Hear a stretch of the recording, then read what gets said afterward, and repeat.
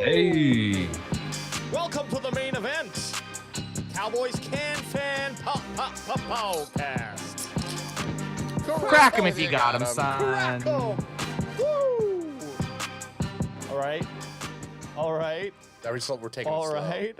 We're taking it slow down. All I right. kind of like this. Look, it looks like I'm just holding my hand up, but then if I go in, Yeah. No, it looks like you it's- got that. Oh, where'd it go? Whoa. Looks like you got the small hand when you put it there. It's like you got the small hand from the guy in Scary Movie. Take my good small hand. Take my good hand. What's going on, fellas? Just chilling. We have our Got at Boys in the Zone, EJ Savage, aka Will McClay, aka the Draft Guru. What is happening, bro? Yes, sir. Just chilling, boys. Been grinding on some film study the past few days, and Ooh, I like just that. looking forward to some mock drafting. Oh, you have. And how many have you been? How many mock drafts have you been on with us? At least this has got to be 4 or 5. No, six. Yeah, at least 4. I say I think 4 or 5. No, I I think think this is your definitely 4 or 5. You've been on twice with Deffy. Once Deffy was yourself. on one. Once myself. Once with Barry. Once with Yeah, Barry. this is 5th. So wow, 4th. 5th. Fifth. Wow, crazy. Wow. Almost Yep. as many as Adam. I've been on every one. I've been on all of them except for one. Okay. yeah that Bandwagon boys, how you guys doing? I'm doing good, and I just wanted to say that the draft me and Ant did was it was like a retro draft from it took us back to like you. Sorry. no took us back to the beginning of the Can Fan. Like it was just me and Ant on our webcams looking at each other on a Zoom stream, and now look at us. I got felt a like brick we were wall. kind of on like a COVID date. we were just on Totally. FaceTime with each other, but it was fun. It was good time. as awkward as that too. But hey, we're almost is it 7 days from the draft now? Is that 8 days from the draft right now? Getting exciting. It's getting exciting. It's getting crunch time. We were kind of saying this in the green room, blue room, whatever room you want to call it. Yep. We were pretty much saying I'm just ready for it. I'm ready for the draft. I'm ready to see who's going to be a Dallas Cowboy. I almost feel like I'm not oversaturated with it, but I'm getting there almost. Yeah. Yeah, I feel myself at this point. I need it to happen. But I guess they planned things very well, because I can't imagine that I'm the only one feeling that way. So the last week here is bearable. If it was another 2 weeks away, I might be like, what the fuck? Like, but Right. I think it's a really nicely planned distance from the game. They've done well, the NFL, with that. Yeah. Okay, so Difference from before the we Super get Bowl. before we get in any draft topic, we got to talk about some NFL news. Something that is Cowboys in the Related. Cowboys Yeah, it By proxy. yeah, by proxy, it is the big deal for us. Jalen Hurts was signed. Was it 2 days ago? Which we all kind of missed it. We were we were Yes. chatting in chat, Yep. and I think it was 2 days ago. But Jalen Hurts signed to, what is it, $255 million extension. Yeah. Yep. Wow. So the details, though, I believe what is it, 175 or something guaranteed, not the full. Fuck, that's crazy. I wanted to say like 100 189 fully guaranteed or something like that. 179 guaranteed. Oh, Yeah. 179. There you go. Yeah. So how hard? I don't know the details, because I'm not going to spend a damn minute looking into this before we're talking about it right now. Okay. But in case anyone did look out there, and you're not going to be judged for it, what are the stipulations for that guaranteed money? Are they very easy, like throw 10 touchdowns, or is it like by game, like making sure you don't get injured and you get paid more if you play a full season? No, the guaranteed money is just if he's on the team. I mean Mhm. the difference. Sorry, that extra. The incentives. Yeah. Oh, the incentives. I didn't even. I thought you I said didn't my really bad. look at the incentives. Yeah, me either. I'm guessing there's for Pro Bowls, NFC Championship games, making the playoffs, just stuff like that, and then passing yardage, etc. And then I don't know if they would factor in, because he's never really been hurt, if there's anything with injuries or whatnot. But I will note that it was the only Eagles contract ever with a no trade clause. Wow. So it's kind of like the Dak Prescott thing a little bit. Yeah. I'm gonna look to see if I can find those incentives. But Here's a quick list here. I don't know if Adam can bring it up. He doesn't need to because I can just read it off. So always bring it up. Some pros, and then 6 pros and a cons, and I'll just rush through them, okay? A pro here, they think he's a Super Bowl winner. Doubtful. Well, he's so far a Super Bowl loser, so there's sorry, that. no doubt he can win a Super Bowl. Well, there is doubt, and we saw last year. Perfect for modern NFL offense. I'll give him that. Another pro here. Everyone wants to play with Jalen Hurts. Debatable. Yeah, I wouldn't say that. Pro, got it before Burrow, Herbert, and Lamar. So I guess this is from the Eagles' point of view. They got the deal done before those 3 guys. I was going to say, because that's a bonus for those dudes. Seeing how much he just got paid. Like, Burrow's about to fucking make absolute bank. Yeah. Lamar's interesting because he's on the list, but he's not going to get this contract. In Yeah, fact, they're scared. Well, maybe he should get a fucking agent. Yeah. Well, Anth. Not only that, but Lamar's also been injured the past 2 years as well. So you got to factor that in. And the Ravens organization is pretty smart front office. So we'll see if he gets that money from the Ravens, but it's doubtful. And the last is stability and cost certainty, which, that's pretty good. This actually bumps Dak down to tied for 7th. So between 7th and 9th with Daniel Jones and Matthew Stafford, $40 million contract. Sorry, I just keep thinking it's funny when I hear Daniel Jones gets paid this much. Is even on this list, it always makes me laugh. Like, at least Hurts makes sense. Like the money, everyone knew Jalen Hurts was going to break the record for the highest paid player once he was going to get paid. But Daniel Jones even being on this list, it just always makes me laugh. So the kind of thing that I was hoping for was a little bit more that would eat up their cap a little bit more. But the next 4 years, they have actually got a pretty decent cap. $6 million on them this year. Just under $14 million in 2024.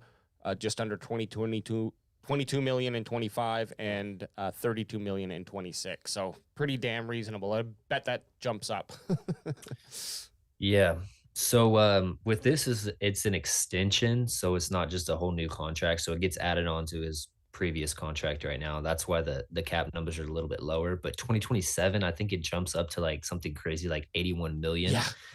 And but then they can slap another extension on, I guess. Well, that's why they're talking about. That's why Cowboys fans want the team to extend Dak pretty quick here, because it'll do that, right? It'll kick the cap space down a couple seasons. I want to say one con with this contract is he's put on a lot of mileage on his legs already in his NFL career, and it's a proven thing. The more these guys run, the more that they rely on their legs.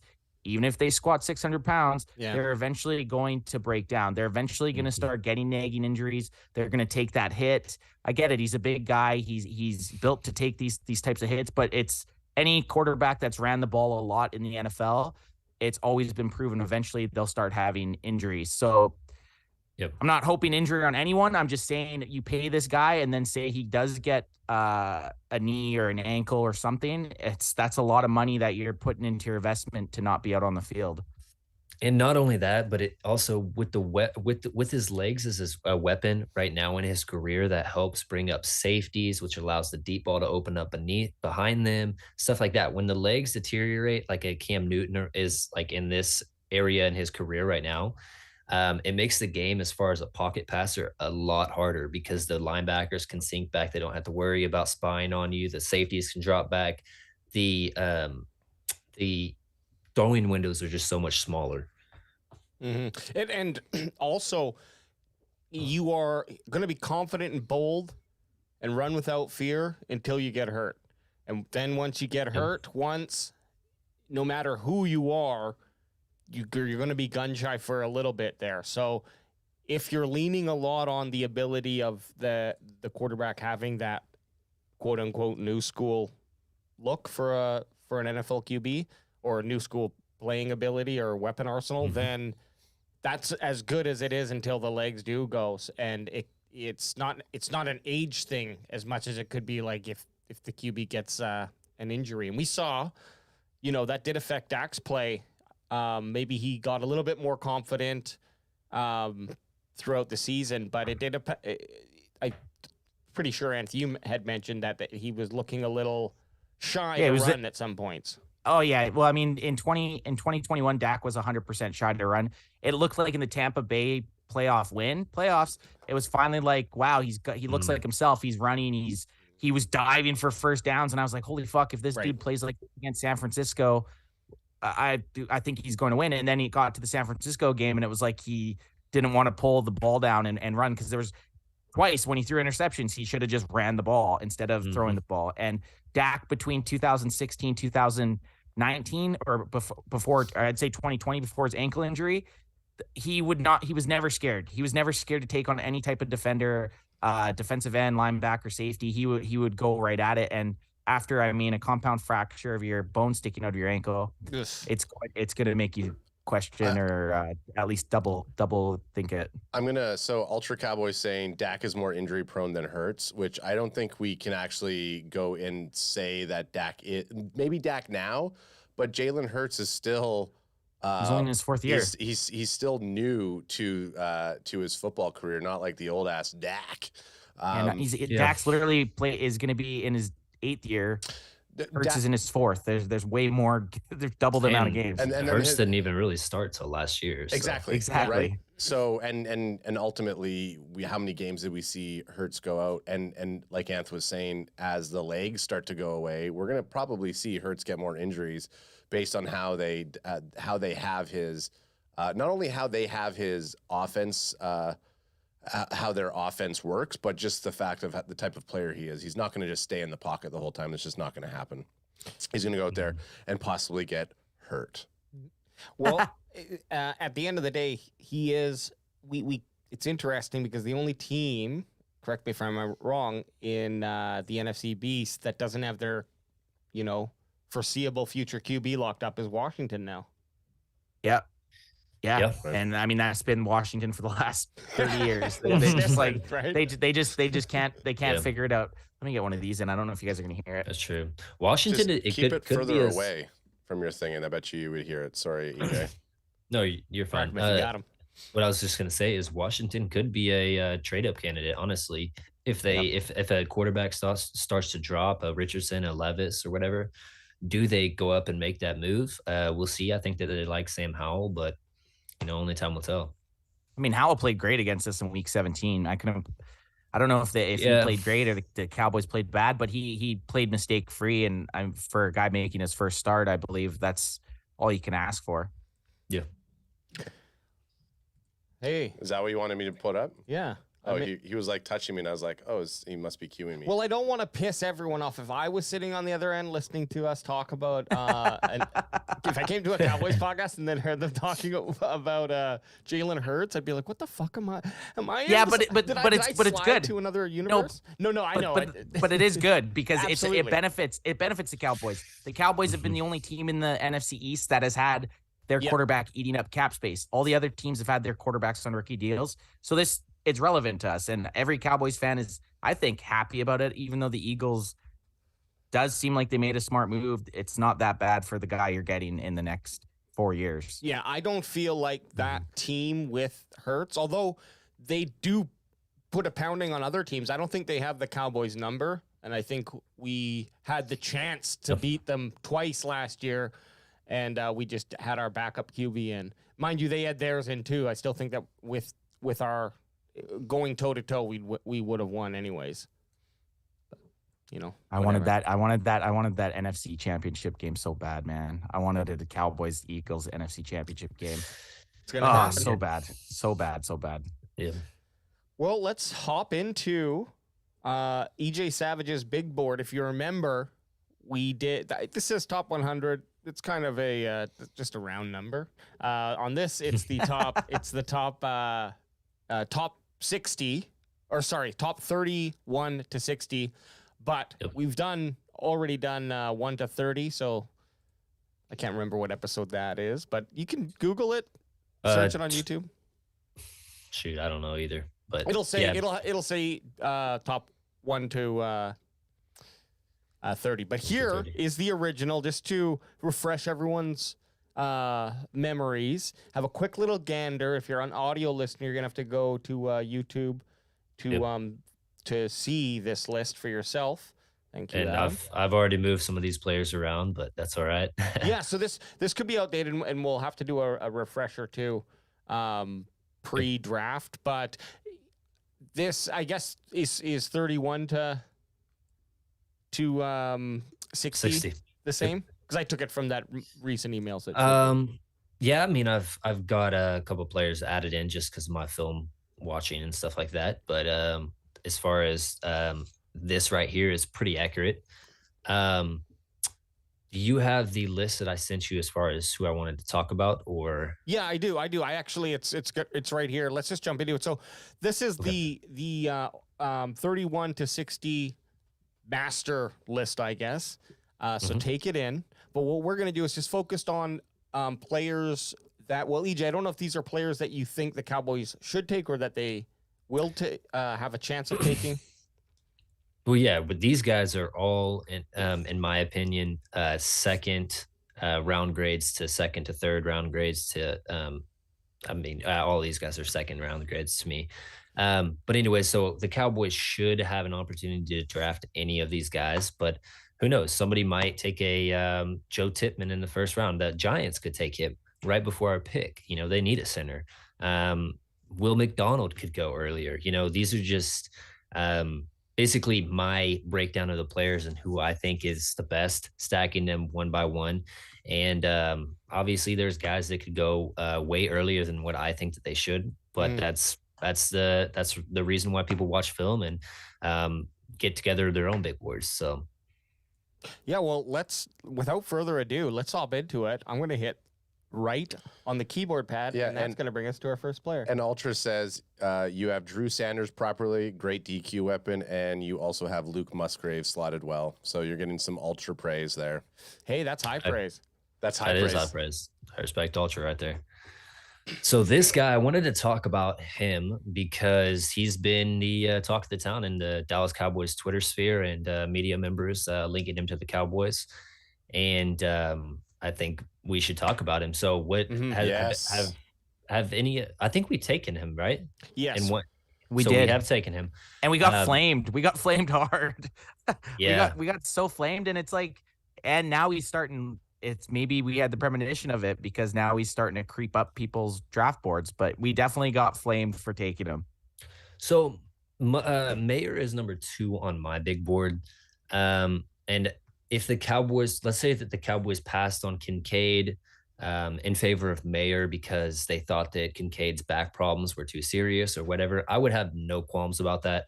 I would like to pick as far as the biggest upgrade over the other guys that we have. I like Ferguson. I like Hendershot. It's not that I don't like those guys. I just think that if you look down our roster at each player position, that the biggest discrepancies between high-end talent versus the people that we just don't know about is at tight end and O-line. And so Mayer fills one of those roles. And I think that he's good to great at everything, but I don't know that he's truly elite at anything. But he's been starting at Notre Dame as a freshman.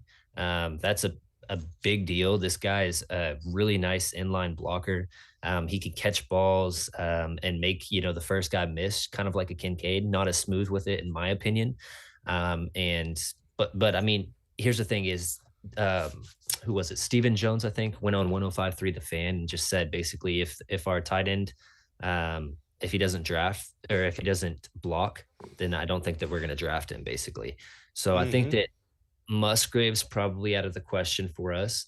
I do think that Mayer's in there, and Kincaid is a decent inline blocker, but I don't know. And so then you move up a guy like Washington to possibly be that next guy in the stack. So Alex, what's one way to get to my heart as a draft prospect? You make a video. Oh man, his highlight reel just I went from half chub to rock hard, and I'm a Mayer guy. So it's not Adam's not okay. It's not just a highlight video. It has to be like a hype video. We're gonna call it a hype video. It's not a highlight video. A highlight video is like, video, you get that. Yeah, it was a hype video. Just send Adam a good crack if you got him. Send Adam a good hype video, and he's bought in. Oh yeah. I want a little bit of video production in there. I want some great music. I want some like good. I don't even give a shit about plays. If I see a dog just going through and just like standing up and celebrating, and it's a great shot. Yeah. It's like you already got into my. You already got into my. You're pulling at my heartstrings. He didn't even make one catch in the whole video, and Dad's like, "Yeah, he's it. He's it." Don't matter. Don't matter. Oh, that's too good. The thing about a tight end too, when I'm talking about tight end, I'm not talking about the receiver. Like they need to have that combination of strong ability to block as well, or I don't think they're first round ready. So I'm glad you said that. I don't know, Ant, can you read those highlights here, or should I read them out for you? Because they're a little. Now I realize they might not be the easiest to read. Green on blue. I don't even know what the fuck you're talking about. Just you can Above. Okay, I got you. okay, go for it. So it's just as far as AJ, what he put, the do-it-all tight end in the draft, plus blocker, pass catcher, red zone target, and safety net for any QB. Potential to be a top 5 player at the position with the right quarterback is what I wrote in my notes. These are like from if your I notes, think so. if I think that he drops all the way to Kansas City, and I mean Travis Kelce's getting old, you know. If they picked Mayer up and groomed him behind Travis Kelce, this dude could be all pro easy with Patrick Mahomes. Now, do I see that happening with let's say that he goes to a place like Chicago or something like that with Justin Fields? So I think he's going to be all pro? No, but he can find soft spots and zone coverages. And like Ultra said a little bit earlier, he's a safety net for his whatever QB he plays with. So I think that he's going to be very, very good as a tight end at the next level. My thing is he's just not truly elite like some of the other guys in the draft at one specific thing. So right, like Darnell Washington has the elite blocking. The elite blocking, and Kincaid has the catching, and you know, he's more of a kind of a wide receiver guy. You got the guys that have those top echelon of that position, and then this guy is just kind of good at everything. Who is Mayer in terms of Kincaid and Washington? What's his size? Like, what's the size differentiation between the three? They're all big guys. They're all pro ready as far as their height and weight for the next level at tight end, and I think all of them can pose a mismatch against safeties and linebackers that are going to be trying to cover them. Well, let's just put it this way: I've 100% slept on the tight end position, and I think I need to. I think I need to do a little bit more film research just to get hyped up. Well, Mayer's basically the player that Rudy wishes he was when he went to Notre Dame. Yeah. Oh yeah, Rudy Rudiger, and he has Michael Mayer, Rudy Rudiger, double R versus double M. It's like our generation.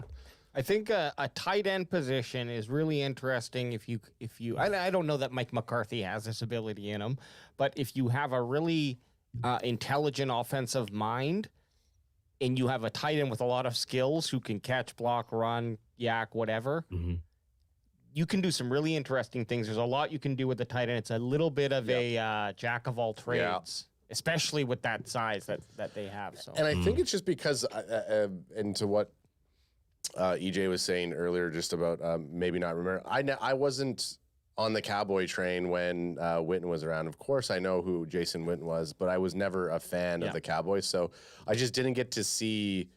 You know, I didn't get to see him ball out the way that the rest of the Cowboy Nation has.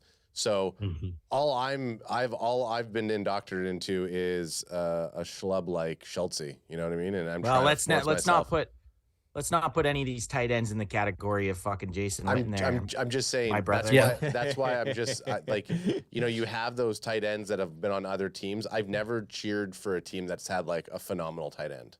And you refer to him as Gold Jacket Witt, okay? Yeah. Okay. Hey. Yeah. So with Witten, this guy's a much better player coming out of college than Witten was with Tennessee. And not only that, but he has a little bit more athletic juice than Witten did. Witten never was athletic. So I mean, minus that play where he got his helmet blown off by the Eagles and he was running for another 15 yards or whatever it was. Witten was never really a yards after catch kind of guy. So. Yeah, but he would catch the damn ball. Always open. Yeah. Slowest guy in the field, yet always open. Dallas Cowboy Chris, he's in the TikTok chat right now. He goes, Mr. Gold Jacket Witt. Yeah, Gold Jacket Witt. Yep. So Okay. next here on the list is Luke Musgrave, another tight end. I kind of kept them together if there Fucking was multiple. emo Musgrave. Look at him. Musgrave. Yeah, he Oregon does. State, no wonder. He's Pacific Northwest. He's depressed as fuck with all the no sun. And we can Anyways. say this, we can justify this. We're from Vancouver, Canada. We're in It's the just as rainy. We're in the Pacific Northwest. Hey, we kind of. Yeah. I like his look. If I had my hair grown out, I Oh mean, yeah, that's an AJ look right there. Not as great as a mustache as our boy Jake Moody, but very solid effort there on Luke Musgrave's part. I got to ask you here, EJ, you have one of his notes is ultimate upside player. So what's his, is it the, the third one says it is excellent route running. Yeah, so his elite trait is that he runs routes like a wide receiver. He has that footwork, he has that ability to get open, and not just against zone coverage, because that's a big thing with tight ends is they get open against zone coverage. This guy can beat his man easily, whether it's a slot corner, linebacker, safety, doesn't matter. You can throw a full size corner on this dude. He can beat them, and he has the height, he has the length to make catches. The real problem with Musgrave is that not only did he sit out the COVID year, but he also has ankle injuries that basically derailed his playing time at Oregon State. So if he can stay healthy, I think that this guy's the ultimate upside player as far as tight ends go in this draft.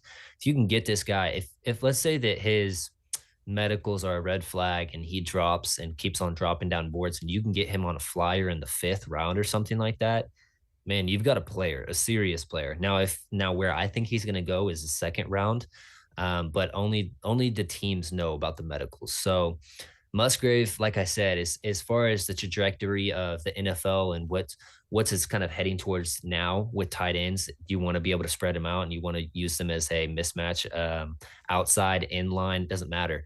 I think that this guy is going to be really, really good, but can he stay healthy? and And that's a huge thing coming out of college. Can he stay healthy is a red flag. Yep. 100%. Yeah, not a fan of that line that you have there on Luke Musgrave. Yeah.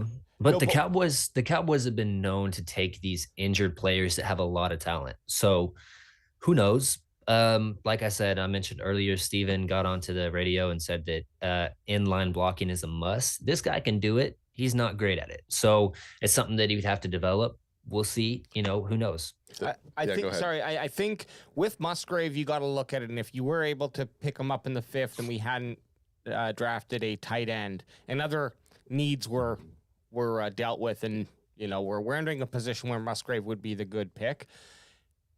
You're kind of on one hand, you're not really doing the upgrade that we're looking for on tight end, right? In like a Mayer or a Kincaid, but what you're doing is just saying whatever. Then if the other half is saying, okay, we're confident in Ferguson and Hendershot, well, let's just add another one to the mix, because we know the clone zone works best when there's 4 moving pieces involved. And Has to be. maybe Musgrave doesn't end up being, but if he comes in and plays with heart and grit like Hendershot and Ferguson does, now we got 3, not to say anything about McKeon, but I don't know. I don't see him enough. He's just part of the clone zone de facto, Like, Yep. Yeah, it's like, wow, what a nice catch by Schulte. And you're like, no, that was McKeon. Oh, fuck. That was a good But catch by anyway, McKeon. he would be a nice addition to the mix in the potential that could be if the blocking comes to play, and if he adds to that. And then I don't really care to have a specific top tight end if they're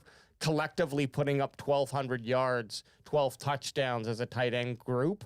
Okay, that I think that satisfies that position for me as well. And EJ brought up a good point. Like the Joneses must have some sort of like injured bird, broken wing nurturing fetish where they're going to take these potentially damaged players and then try to like nurture them back to health. Oh, what's that on the ground? Steven, Yeah. don't step on this little baby bird. look We at got that to bring cute that little little baby baby bird. bird home. Put it in Salt your it up. baby bird man. pocket. Get the salt in the gauze. Salt him up. Get the Salt him salt up. out. Salt his wounds. Salt his wounds. Jerry's just like this. He's doing his White Castle burger, and then he puts it down, and he picks up another one, and then he opens up his fucking shoulder padded suit jacket, and he starts like letting the little bird Birdie? nibble. He's like, it's nature's penicillin. Yeah, But nature's Jerry, penicillin. penicillin is natural. Well, Well, we beg to differ. Beg to differ. in tell me that, Texas. you conspiracy man. theorist. So where do you think this guy's actually going to go, EJ? What do you think he's actually going to fall to? You said you I think he's going to go. second. I think he's going to go second. Okay. But like I said, the media doesn't get the opportunity to bring these guys in, get the character concerns out of the way, get the medicals. The medicals is the very most important part that media members typically don't have access to. As far as where we think they're going to go, we do these mock draft exercises and whatnot, but there's players that have dropped completely out of boards, like La'el Collins, because of his investigation with whatever murder or whatever happened. He dropped from a first rounder all the way out to an undrafted free agent. So we don't necessarily know a lot of the times beforehand. Sometimes we do, but yeah, it just depends on his medicals, really.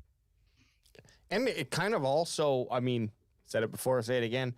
It depends how the cards start to fall. And if tight ends start to go off the board early, that pushes him up. And if they linger into the late first round, like if Kincaid and Mayer are off the board early in the top 15, it makes people a little bit more nervous to be like, we got to pull the trigger on this. And you might see someone move really quickly on a tight end where you're like, what the fuck are you doing? But that's happened in the past too. So can go both ways. There he is.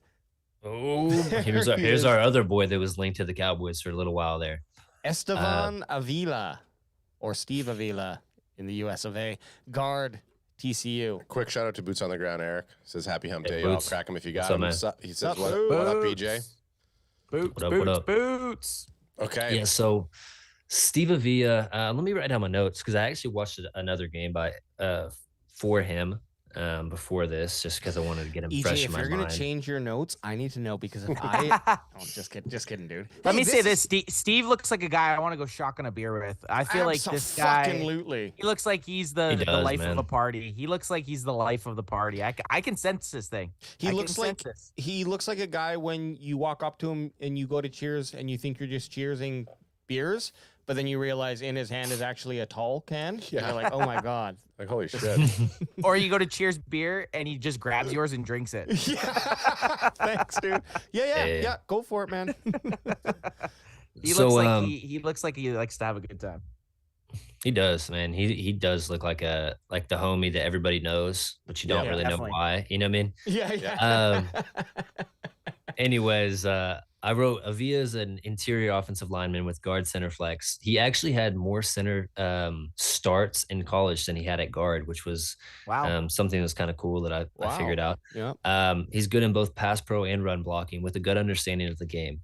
A gain in size and continued gains in strength could serve him well if he stays at guard. But overall, he just needs to clean up his hand tech, and his feet can get a little bit sloppy, crosses them over and stuff like that. What I liked about Avila is that he did have that flex. He's not like an Osiris Torrance where it's just mainly just guard. You're not going to shift Torrance inside. I don't think he has the play IQ like that. But I will say that he lacks some of the power that Torrance would give you if you were to draft Torrance over him. As far as what I would prefer, I would prefer a trade back and try to grab this guy, but you never know. You never know how these guys are stacked on people's boards. He's been linked to the Cowboys at 26. Ultimately, if it was between him or Mayer, I would like Avila better, just because I think that the guard position right now, if they're going to try to shift Terrence, or if they're going to try to shift Tyler Smith in there, I don't like that as much as just drafting a guard that's solid in round one. So that's I really like that flexibility, because we look at Biadasz, and I really like him. I think he's one of the more underrated centers. He's just been very solid for the Cowboys. Not a lot to complain about. However, it's just nice to have that depth and someone who can step in, because he's good until he isn't, or he gets rolled up on. There's so every time that pocket collapses, there's so much potential for someone to roll on someone else, and these guys are too big. Yep. It just can, we've seen it. You see it every single fucking year. So guard center key. If they can play both, it's huge. It should move up the board personally. If they can do both, get it up there. Yeah, and another point that Ultra made earlier is that Dak is kind of getting that hurt guy label to him. You got to keep this guy clean if you want to win games and you want to go deep in the playoffs. You don't want him to have a Playoffs. nagging injury coming Playoffs. into the playoffs because the year Playoffs. before last, he had the calf injury. And then the year prior, he had the finger injury going into the playoffs. So we want to get him fully healthy going into the playoffs, see if he's the guy, if you're not going to extend him already, and really work on surrounding him with the best weapons and best protection up front to make sure that you gave him the best possible chance. And if he's not your guy, you move off of him. You know what's interesting? They do this in the NBA, and I wonder if it has some merit in the NFL now with the extended season. But players will definitely say, I'm only going to be playing 63 games instead of 82 games or whatever that number might be, so that when we get to the playoff, we can give away 20 games if that's what we need to get to the playoffs, and then I'm fresh, rather than playing 80 games and then getting into the playoffs and playing another 20 or whatever. Yeah, a lot different than the NFL, of course, because we don't play a series. But I wonder if but that's why we only play 17 weeks. You can't NFL players, every single game you have to win. Yeah, to be in contention, you look at first round, the first round bye, and then you look at the division races. Every single game is so important. It's not like baseball, it's not like basketball where there's so many games. I think the NFL, it's the only time you'll see that is it's like, okay, and you'll hear it every season. A team's basically clinched a playoff spot or a first round bye.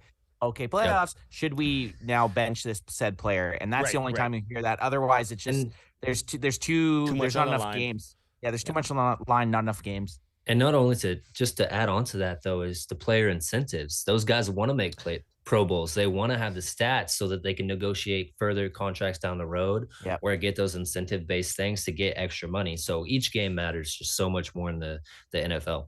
Yeah, it's funny because I do wonder that when a player is like when Micah Parsons, I'm not saying that this is his motivation, but just for an example, when he gets mad when he's not going back into a game that they don't need to put him back into. So just that general idea, I wonder if it's because at some point they're like, yeah, but man, if I miss out on 5 tackles every single game, then I don't get my bonus or whatever the bonus is based off of, right? So I wonder if there is that, you're kind of taking money out of my pocket by doing this. Hey, guess we'll never know.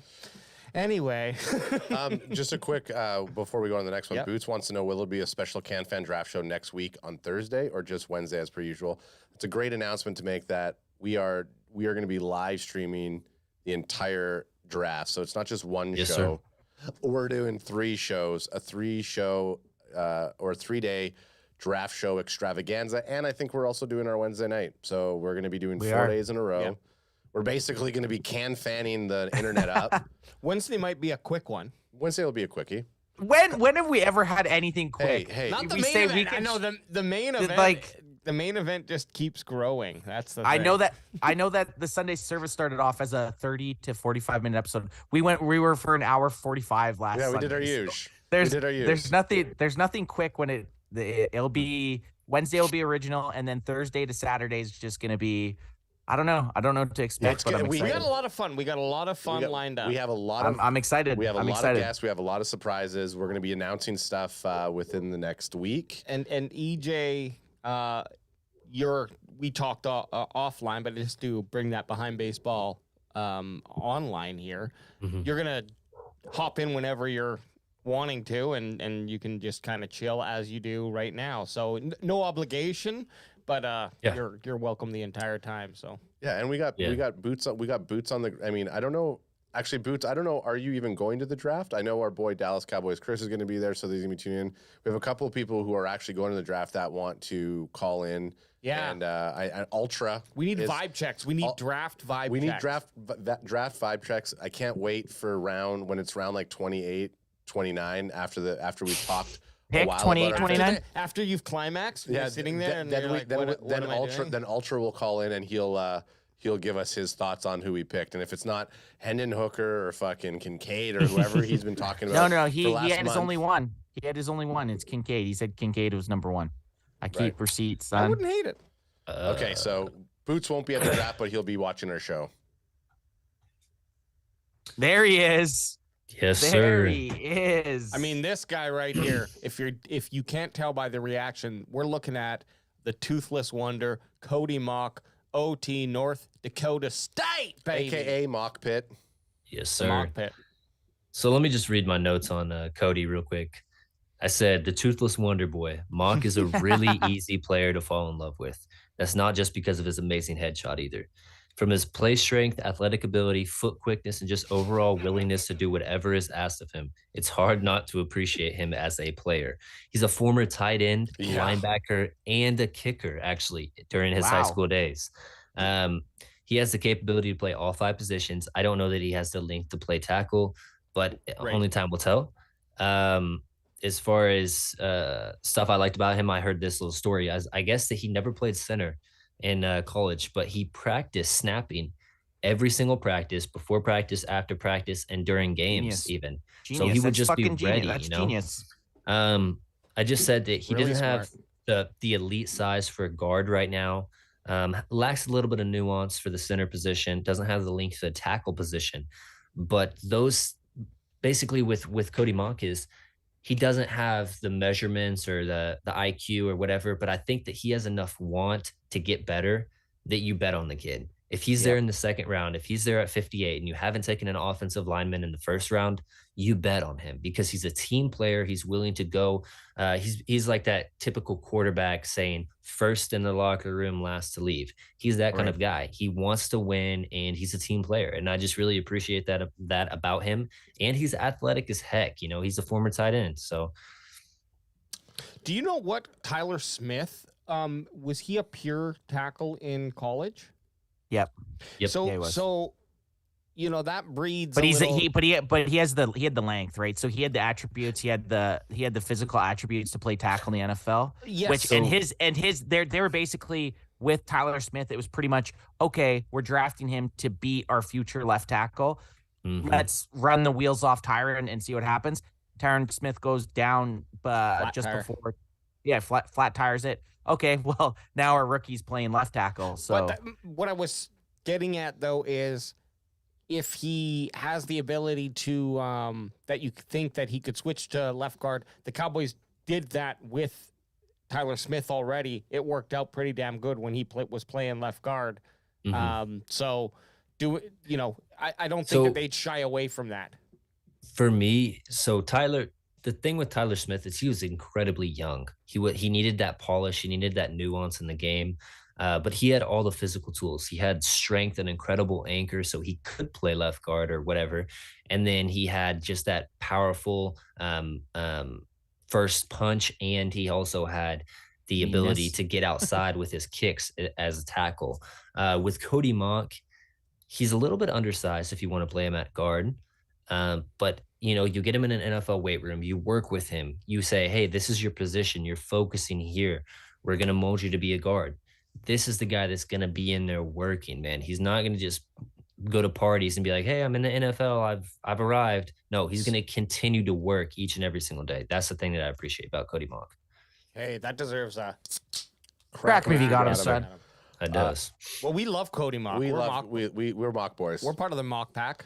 Yeah, we're Mockers. We're Mock 5, baby. Let's get Mock 5 with them.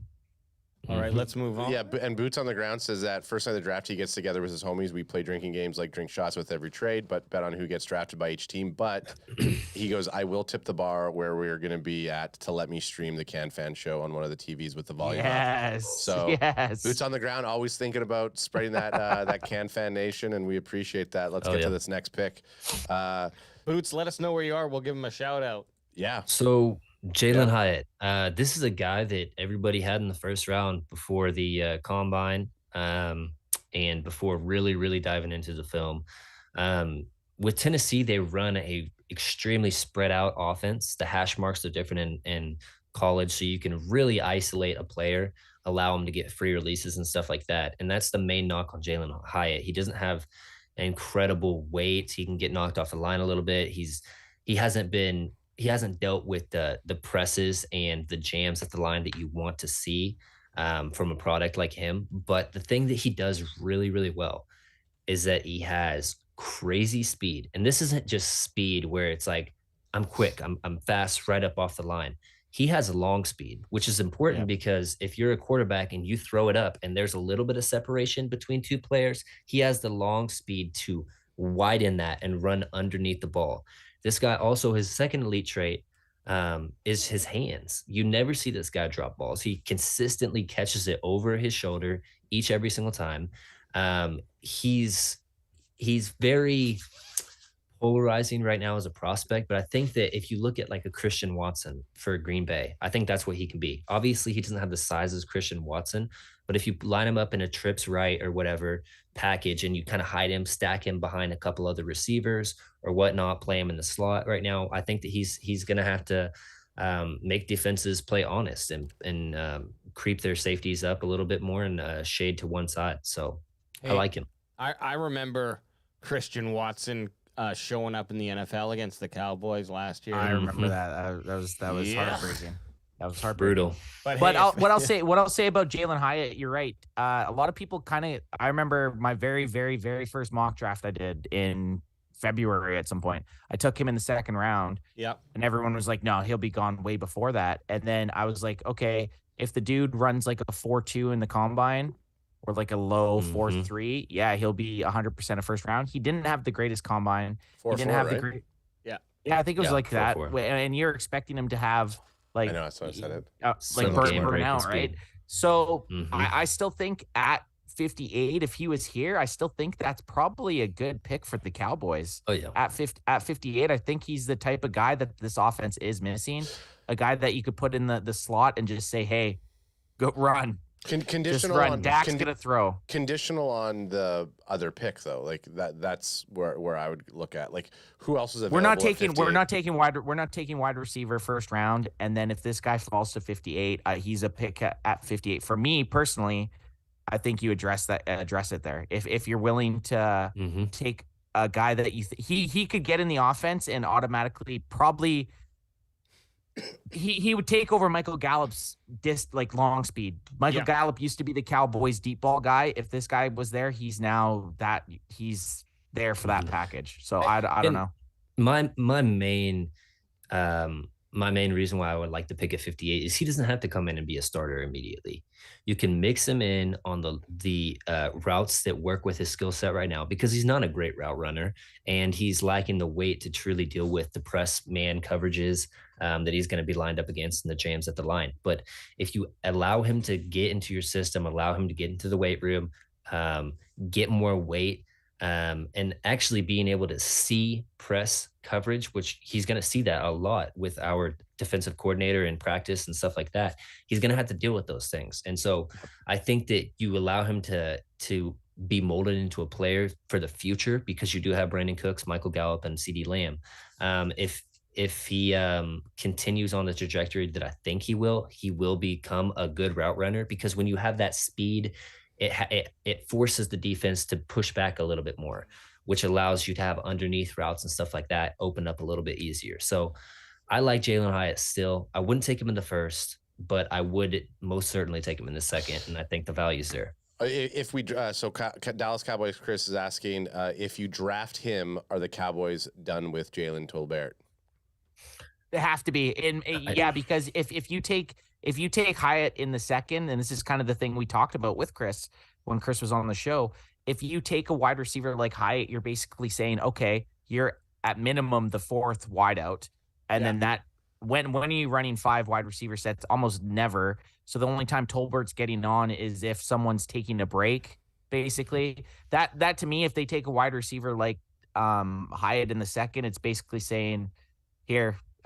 You're the fourth wideout position's yours. So the skill I believe that the Cowboys wide receiver core is missing when you're looking at all of those guys is just elite deep speed.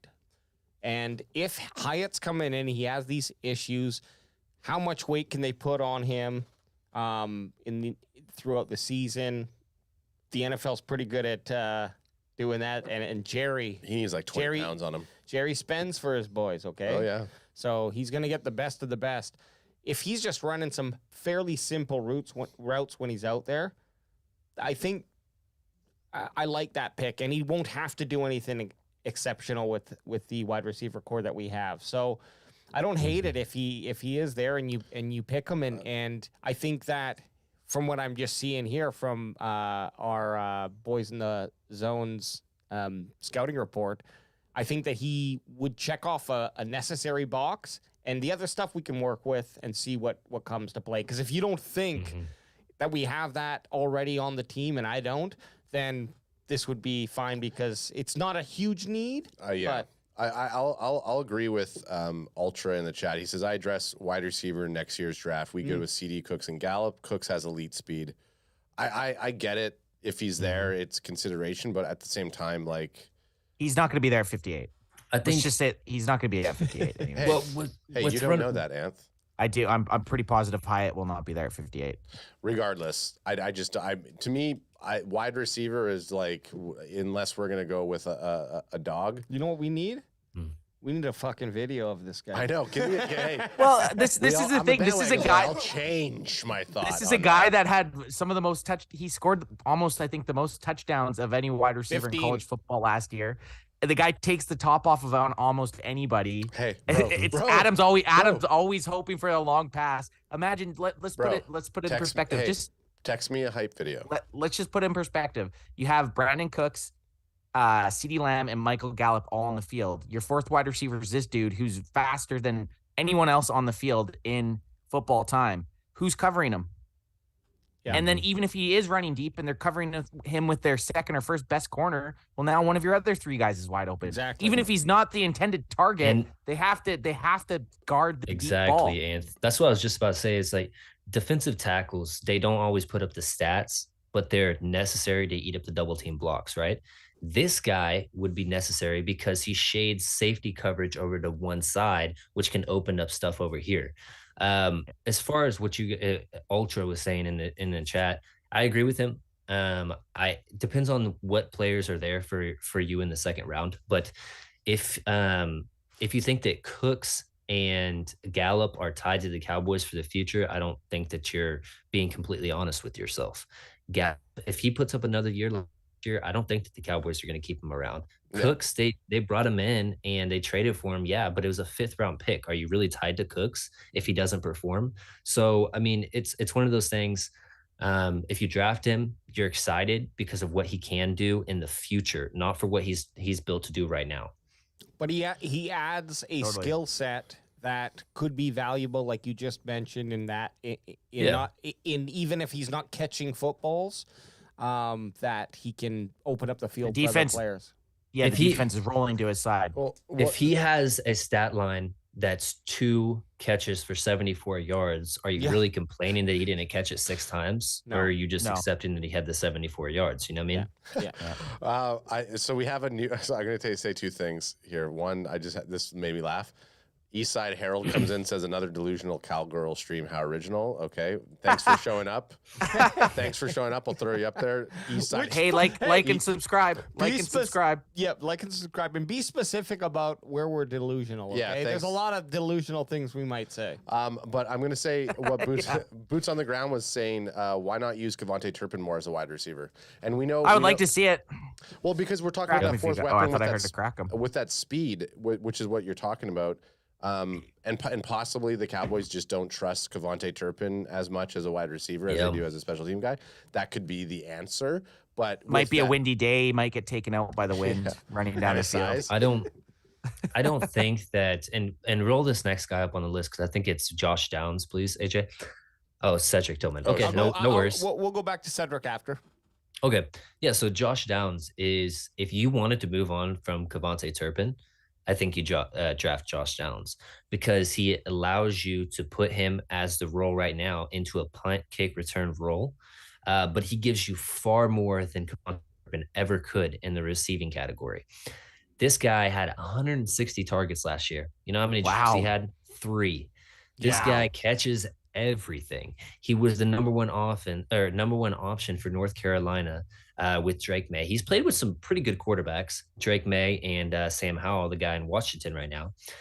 So that's you have to factor that into your analysis of the player. But as far as a guy that's been linked to the Cowboys, I believe he was on a 30 visit. a guy that can fill a role right now on the team if you let Cavante Turpin go with the kick and punt return ability. And then later in the future, whenever you let go of Brandon Cooks, fills right into your slot role. This is a guy I like a lot. Great. Yeah, Dresses great too. He dresses. Yeah. I love his outfit. Yeah. He looks great there. Great Dude, tux. I got huge Carlton vibes from Fresh Prince when I see him. So Like yeah, it- a little bit. I could. No, I can see the. I got O-Dog vibes from Menace to Society. Oh, okay. Yeah. It's the the one suit. thing- Those could not be two more polarizing Very characters, much by the so, way. exactly. So So yeah, just the one thing I was gonna say is a little bit of a negative. I don't know if it's a negative or a positive. I don't know. I think that he kind of got off, his phases and his routes a little bit more than he should have. Sometimes he kind of improvised a little bit more than I like. But how do I know that Drake May or Sam Howell isn't telling him to do that in the huddle? Like, hey, if you see this, shade this way or do that. So I don't know if it's a negative for me, but I don't think he's going to be able to do that in the NFL level, especially with Dak, who always expects his guys to be. I'm That's throwing one here, negative. be there. I'm Yeah, throwing exactly. here. You gotta And be then there. just the size. He's a slot only, but if you plan to use him in the slot in the future, if you cut ties with Brandon Cooks or whatever, I like this guy a lot. And he's projected to be around in the second, isn't he? He's kind of Yep. early second, kind of.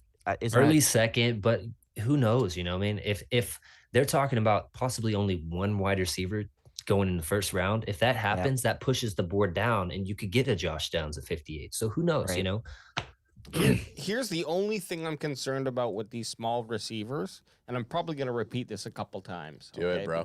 Because I'm getting a little vaped. Let and it I'm bang, gonna- bro. Let it bang. and I'm gonna get forgetful.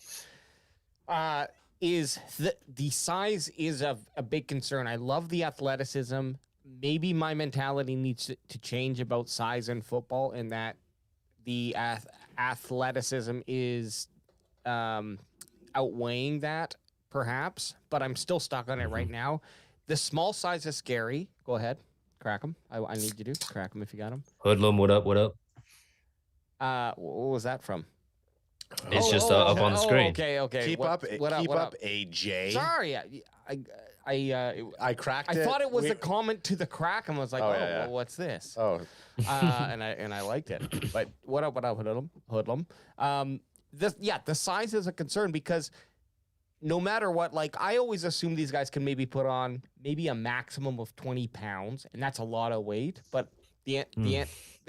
not this guy, but someone who is maybe already 180, 190 can probably get there. This guy probably like 15 pounds max. Yeah, and that's being I think he's generous. only like 5'10", 5'9", something like that. He's me, dude. He's me. yeah. There you go. And that's what I'm saying. At this size, like I can just imagine, no matter how strong, and I'm feeling like I'm in the best shape of my life. Mind you, I'm 38 years old. But I can just imagine, like, okay, now I'm lining up against a 6 foot, 210 pound cornerback, or maybe I'm going to run into a safety. It's just a matter of time until this guy gets popped, and it doesn't matter how quick or fast or fucking. Now, Tyreek Hill, yeah, okay. He just cancels everything I say there, but that's a dime in a that's a needle in a haystack. It's not. Yep. It's a concern for me. I'm way too timid to draft a wide receiver this small. I mean, right now, Ultra is right in line with a lot of EJ's picks. He's saying Dak played better with a Cole Beasley type slot wide receiver. And just remember and how a Randall Cobb. I mean, that did wonders for him too. Yeah. So I mean, I wasn't thinking. I in with what Anth has liked to say, big bodied receiver. I don't know. I just don't know. I just so sorry. I got distracted by saying same size as AJ. I didn't even see that on there the first time as a con. That's awesome. Here's AJ has the worst con font on the planet.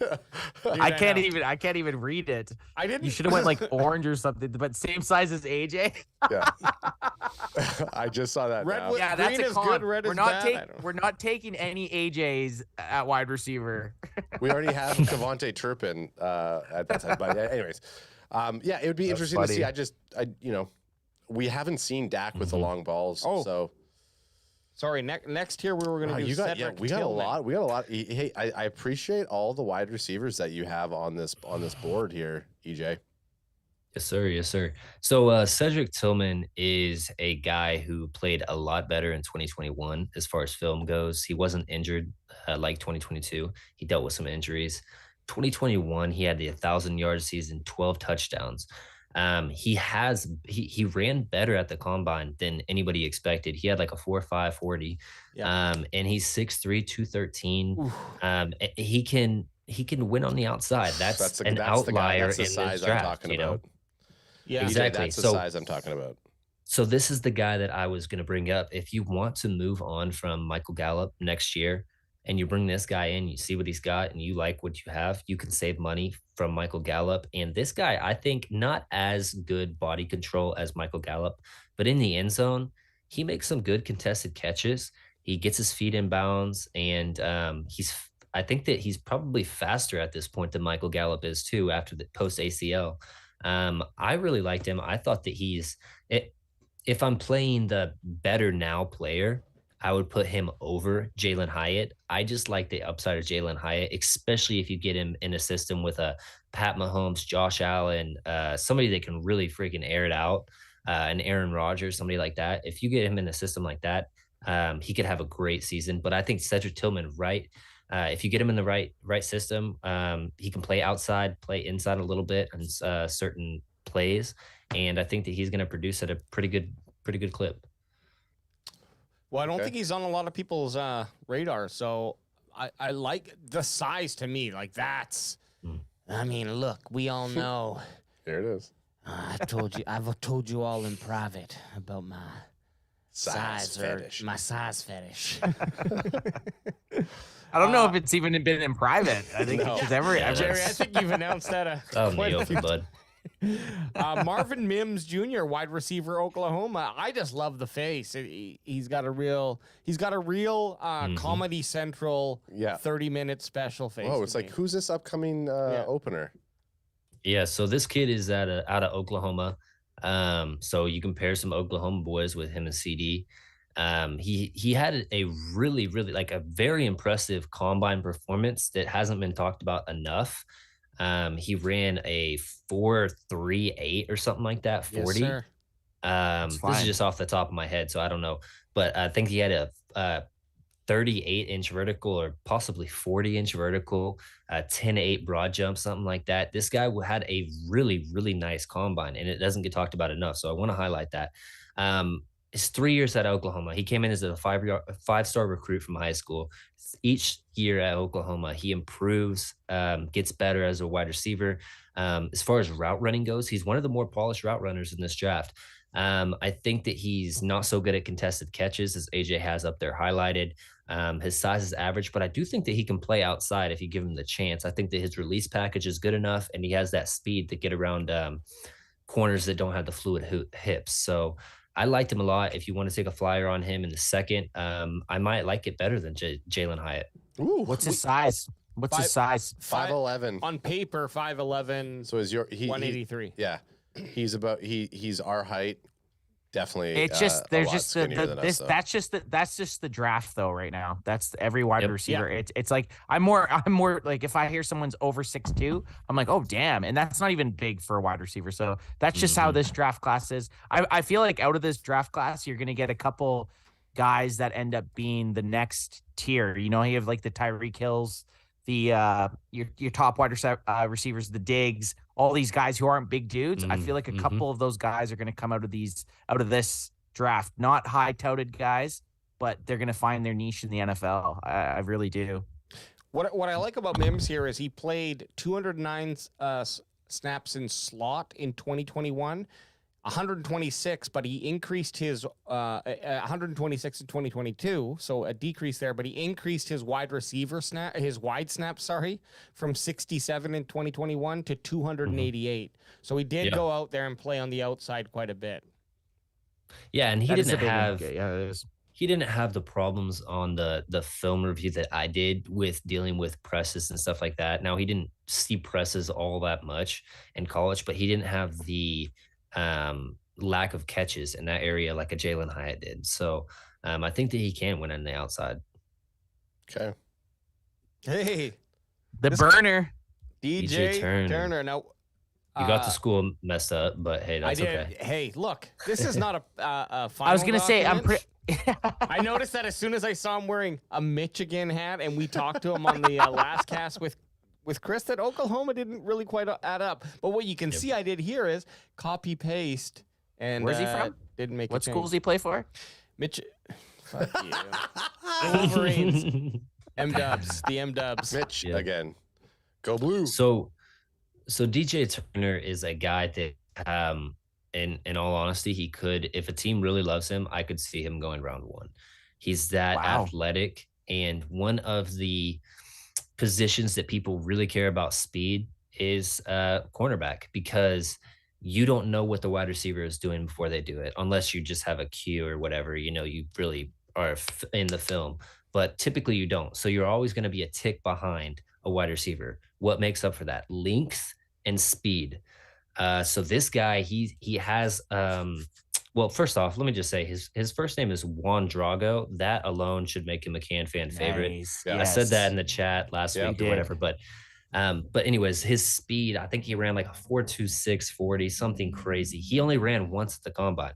That tells you he's like, yep, that's how fast I am. I'm done now. He's athletic. He has a great vert. I think that he does see stuff better when it's in front of him. So if you're playing in zone coverages, he's not bad in man by any means, but if you're playing in zone coverages, dropping back, you're playing a little bit off the line, I think that he keys on those things. And that's honestly what I like about him, is that he has the speed to see it and then hit it, so he can make plays on the ball. He doesn't always catch the interceptions, but he gets the pass defenses, which is just as valuable. That's and that's what Dallas Cowboys Chris is chiming in at. He says, "I love him. He just doesn't pick the ball off enough for me." And we know that Dallas Cowboys Chris, if he wasn't a Dallas Cowboys Chris, he'd be a Michigan Blue or Michigan Wolvie Chris. Go Yep. blue, Chris. Go Blue And Chris. Another thing is, this guy, he's one of the more technical corners in the draft. He has fluid hips. He can turn and run with anybody. And yeah, just like Chris said, he's just, the lack of ball production was there. But if you wanted to draft this kid, move on from Jordan Lewis, replace him a Michigan boy with another Michigan boy, I'd be all for it. So sign can't me up teach at speed, man. 58, and I could honestly see this kid going in the first round. You can't teach speed 4.26. That's flying. That's one of the best combine 40s ever ran. So Yep. you can't teach that. And you can teach other things. Obviously, maybe he's not busting out the stats with interceptions, but like you said, a pass deflection or a pass defense is just as good. It keeps the ball out of the receiver's hands. And eventually, who knows? He's going to, with that speed, he's still going to get in the position to have more interceptions than not. So I think his speed kills in the NFL, and you want it, and he will be selected just because of that. Yeah. Yep. And ball hawks, we've got a couple of them on the team, at least. They showed up last year. Yeah, We know what I'd agree Diggs. with that. Yeah, we know what Diggs can do, and we know Bland had a really good second half of the And season. Gilmore, And you can add in there. Yeah, Adam Booker. Gilmore into the mix. Yeah. So, all right, Mhm. Tyler. Now I hope I got this one right. Tyler Scott, wide receiver, Cincinnati, baby. Yes, sir. So this is the guy, if you want the deep speed, but you don't want to take the risk with Jalen Hyatt, this is the guy you get. Tyler Scott, I think that he's only played receiver for like 2 years, the former running back. So he has better vision in the open field than a Jalen Hyatt. He has a little bit more stoutness to him, so he can absorb hits a little bit better as well. Amazing deep threat. Like I said, up there, 10 touchdowns of 30 plus yards. That's exceptional. He's one of those players that doesn't have a good route running tree, but the routes that he does run, he runs them well. And like I said earlier with Jalen Hyatt, when you have that elite speed down the field, it makes the route running things easier whenever it's your time to actually develop those parts of your game. I think that this guy's a second rounder too. If you miss on Hyatt, this guy falls to you. He has punt and kick return ability as well because he has a little bit better thickness, and he has better vision in the open field. So I like Scott a lot. Don't What's like his his size? What do we got? Yeah, what's his size? He's 5'10", 177. Gosh, I know. dang it. Dude, I know. I need I need to Size put boys. together a We're list si- of we're like size the boys. big We're boys size for you boys. guys. We're size boys. I do like the deep threat with the 10 touchdowns of 30 plus yards or more. That's nice. I think That's nice. I think that's something that is equivalent to that. We just a deep threat is the big former, playability. the former running back with vision. I mean, now possibly would we see a reverse where he gets drafted?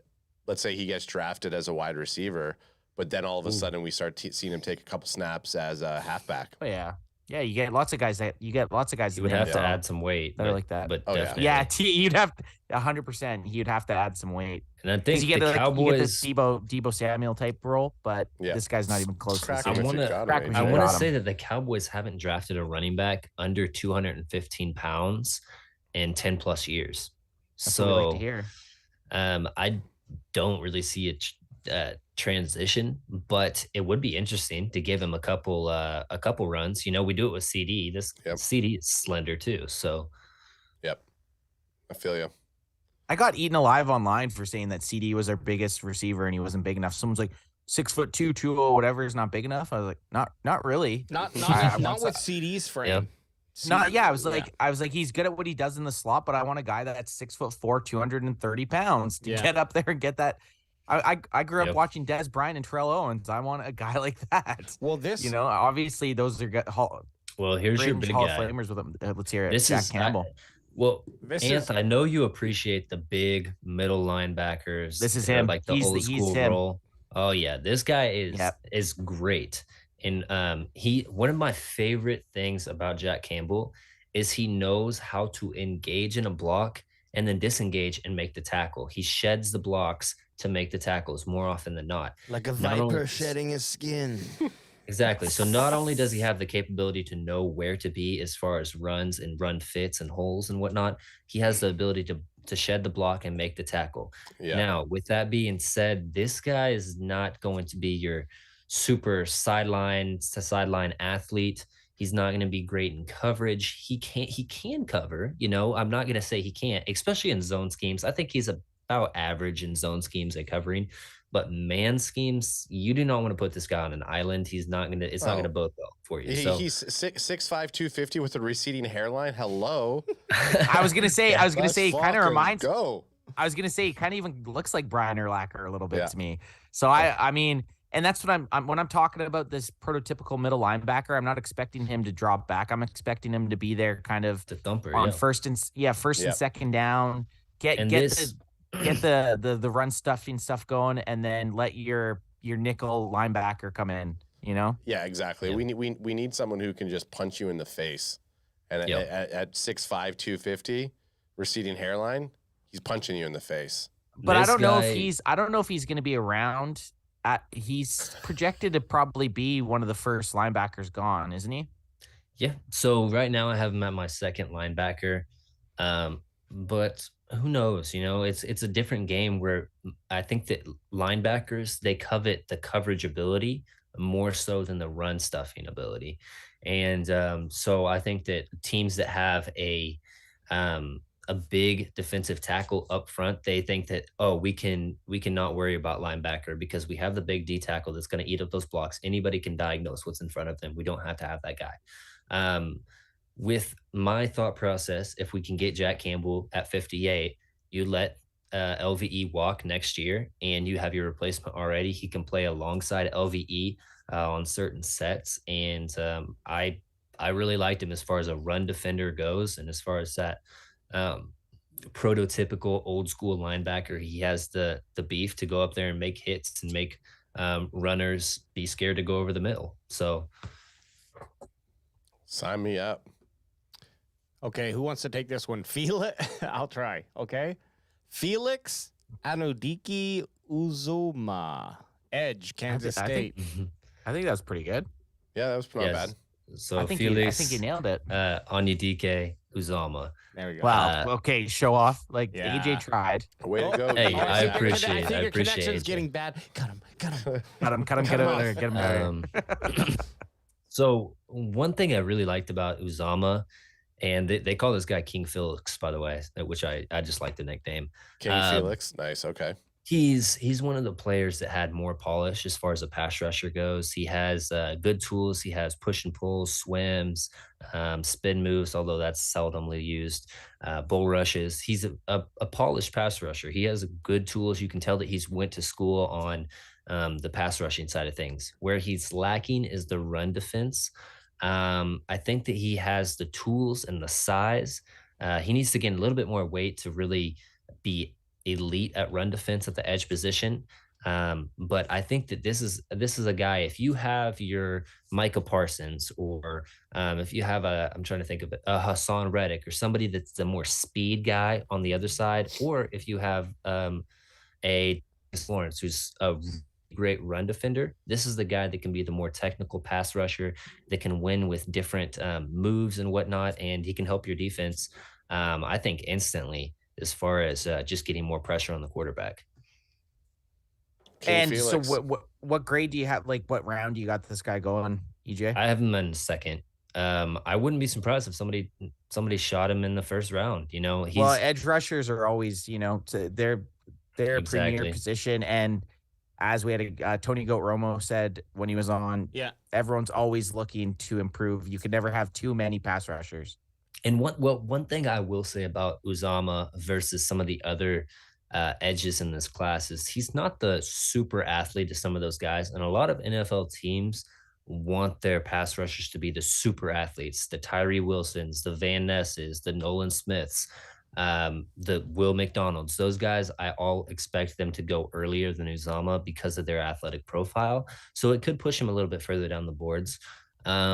I just think that if he's the guy that you think, like we've seen this in the past where we went up to get a DeMarcus Lawrence. If you feel like you want a pass rusher and he's the last one on your list, you go up and get this guy, because I do think that he can help you, especially if it's like you're shipping DA. We talked about that in a prior podcast, just shipping DeMarcus or Armstrong or whatever, Dorrance Armstrong, and you want to fill this role with him. I think he's a better pass rusher right now today than Dorrance Armstrong is.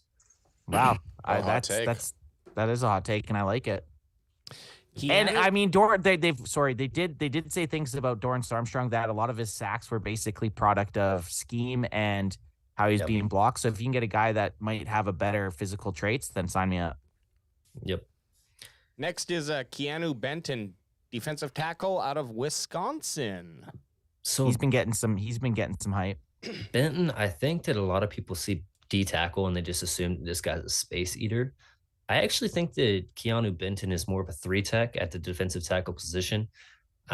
He gives you some push up the middle as far as pressure on quarterbacks and stuff like that. I do think that he needs a better anchor as a D tackle, but this is a guy that's been getting pushed up boards because of his traits and his age. He comes from a good program at Wisconsin, and he's intriguing. You know, he's under the tier of the Mozzie Smiths, but in the Kalijah Kansis and then the Carter.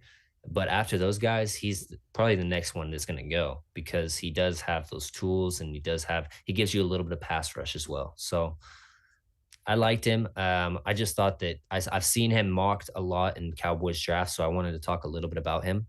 I like him. I don't love him. Let's just say that. Yeah. So, but would you take a flyer on him maybe if he fell to the third? Oh, for sure. And I wouldn't even be mad at 58. Where his talks right now are being brought up in the 40 range. If you tell me that you have a plan for him and you're going to use him as a 3-tech, then you're taking a little bit of time away from Osa, which I don't love, because I do like Osa's upside and I think that he's going to continue to get better. But I would like that better than the opposite, which is trying to stack on so much weight like they've done with Neville Gallimore to just make him where you've taken out the athleticism from him. So I think you have to have a good plan for Keanu Benton. Oh, speaking of weight, There's our guy. There's our guy. Siaki Ika, defensive tackle Baylor, just doing the truffle shuffle as he runs down He's the a 40. Baylor babe. Yes, sir. Baylor, babe. So if you told me Mozzie Smith at 26 or Ika at 58, I would say Ika at 58 in a heartbeat over Mozzie. Wow. I don't think Bold. that Smith and Ika are really that far apart to me personally. And I think that the athleticism of Smith has been has catapulted him up further than really where he should be going, in my opinion. I know that he is good. He has that anchor. He's a big defensive tackle that gives you pass rush upside, but we haven't seen it on film. So when you don't show it on film, I have a hard time believing that you can do it.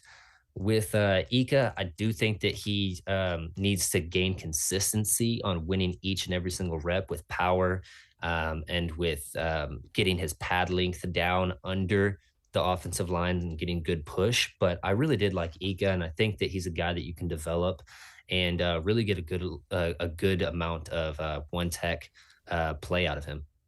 I just want to raspberry his belly. Just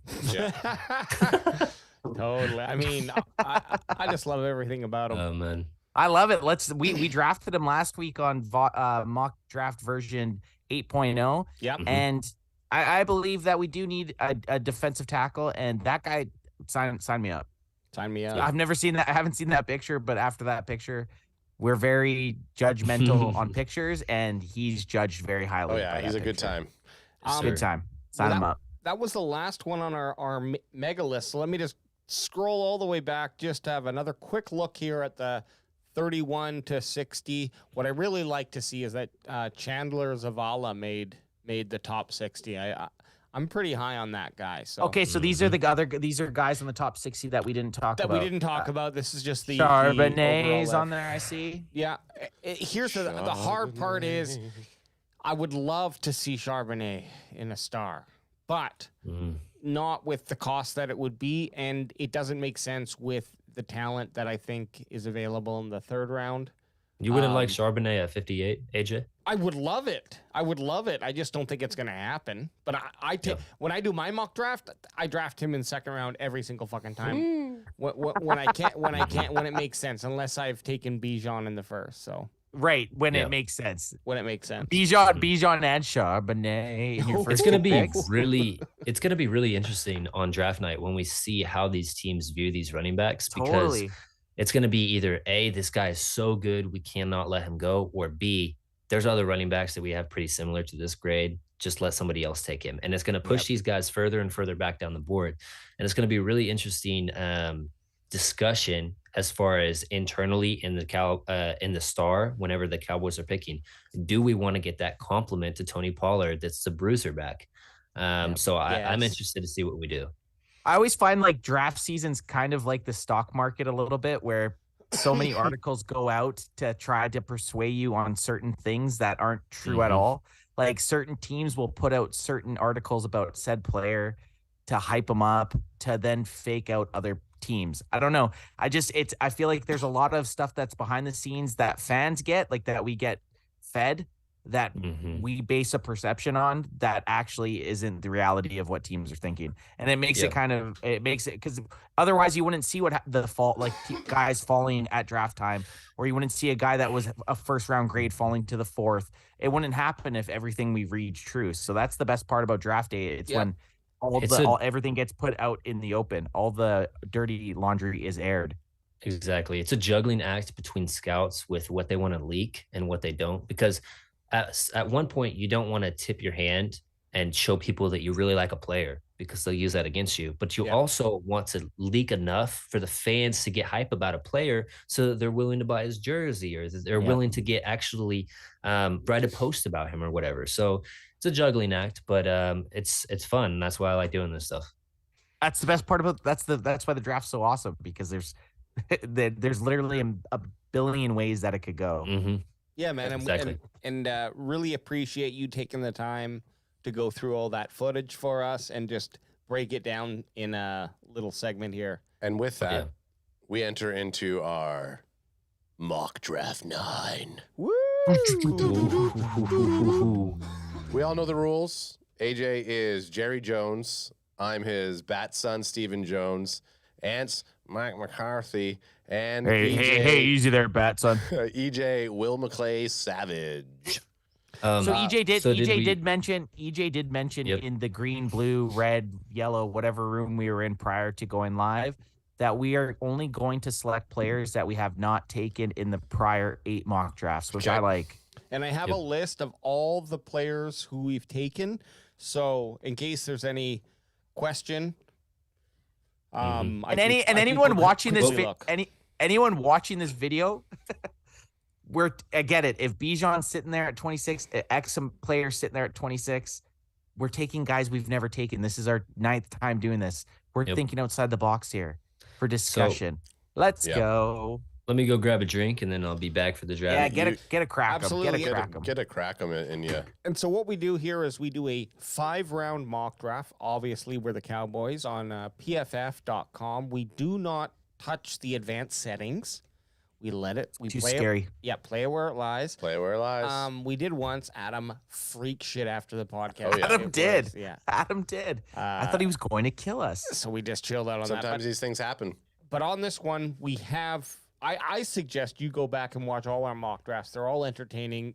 They all have a little bit of a different stipulation. In this one, we are not allowed to be drafting any player we've already drafted. And this is 9, so there's been a few. I think 40. There's been a few. We've done 43 player picks. We've been fairly good. Is that on including ones. trades? Though? That's Is that including trades. That's including trades, exactly. So we had a max of 35 picks, I believe, and in our draft because we started with 4 rounds and then we went up to 5, so it's not a perfect 5, but we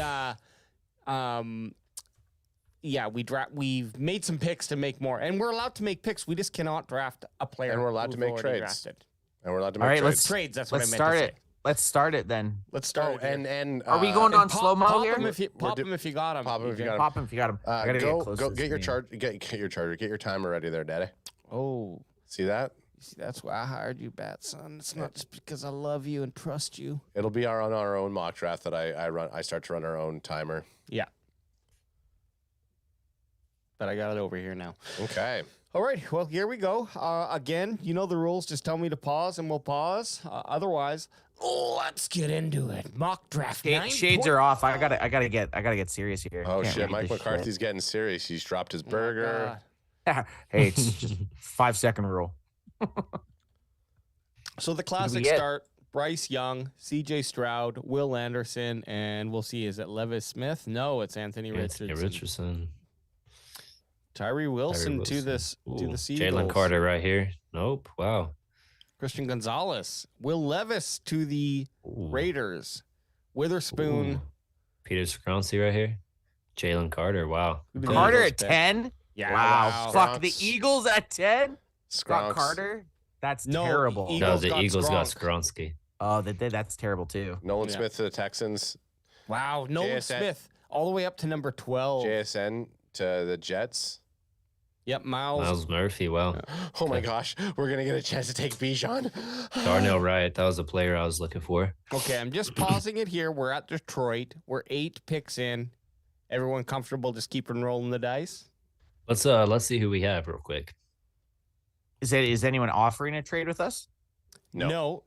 trades. We're at the 18th pick, so we would. Can you press that big board up there? Or no? I can't because it's gonna. That's the shitty thing about this is there's no way to look at. Dang, No, you can look. Mockers, what's there? There is a way you can look at who. Yeah, just scroll up to see. I can who's scroll. been taken there. We can go through the list. Absolutely, yeah. So, well, can you pull up my my top 30? We can kind of see what's in there. Oh, sure. One sec here. Oh, Joey If we wanna Porter just move got up. taken. That would have been someone that I don't think we've ever taken. That We I probably haven't would had a have chance. traded up. We So haven't had just an off the- opportunity. Off the top of my head, some players that I would look for right here is Kalasha Kansey, Deontay Banks would be a player. Brian Branch, although I wouldn't want to go safety. Let me see. I think Will McDonald is definitely in play for Dallas at 26. I'm not as high on Will McDonald as others, but I think that DQ went to his pro day. He worked him out, and that's exactly the formula for Sam Williams last year. So who knows if it holds carries any water, but we will see on draft night. So Here's your Jahmyr big boy. Gibbs, Dalton Kincaid is still available. Yeah, Kincaid's still there. I do have the big board, but I'm just saying, do we? I'm feel- not liking anyone. I'm not liking anyone to trade up right now, to be Yeah. honest. Okay. Well, we're far enough away. Let's just keep it rolling. Yep, just keep rolling it, and we'll see. Quinn Johnson's been taken by Detroit. Ooh, Cansey's There's been taken by the Wow. Bucks. Bijan, there you go. Seattle. That's okay. Ooh. We couldn't take him anyway. Bijan, that'd just be a strange pick. Miami for Seattle. forfeited their Yeah, pick. that would make no sense for Seattle to take him. Project Jones goes off. Brian Breesy. Breesy is a player that might be in play for Dallas at 26 in the real draft. So I who thought do you we didn't got? like it. You didn't really like him though, EJ, did you? Because we've talked Well- about him before a little bit. Breesy. Breesy. So somebody told me, hey, go watch Breesy before his injury. And so he dealt with injury problems, and then he dealt with family tragedy this last year, I believe. And so his freshman year, he had super good tape his freshman year. And so he did get moved up a little bit by me as far as my rankings right now. Classic Will McClay. Hey, just let you know, Will, we're on the clock and my dad is pissed right now. Oh, That how much sorry. time do we got? How much time do we We're have? at Oh, 7 minutes and 33 seconds. It just Will came on. McClay Just talking. started, Will 7:30. McClay talking about his scouting reports. We get it, Will. You're a genius. So let's eliminate Dalton Kincaid. We need to eliminate Michael We Mayer. haven't We've taken drafted him before. Kincaid. We've never drafted Kincaid. Kincaid is on. Have we not? No. Oh wow. Okay. We've drafted Mayer, but not Kincaid. Guys, I hate to say it. I think with the guys that we've taken and what makes the most sense, and I hate tight end at 1, Take Kincaid. but I honestly think Kincaid's the home run hit. I here. think Can you Kincaid's scroll down not- a little bit? Yep. Here's the only caveats are Forbes and King Felix and Massey We'd be Smith, I idiot. guess. After Has- what we just talked about, Yeah. No, I think it's Kincaid, man. Can you scroll down and see where Drew Sanders is? I think he's Did he go? gotta already be gone. No, no one's taken Drew Sanders yet. But I'm by interested the in him. look of this, Drew Sanders is 53. We might be able to. Good Lord, I have him down there. Yeah. So we might yeah, that's surprising. That must have just happened because he was going in some first round mocks on PFF like a week ago. So I don't know, guys. Honestly, we were talking about taking Mayer in the first round at 26. We've taken him obviously prior. Mhm.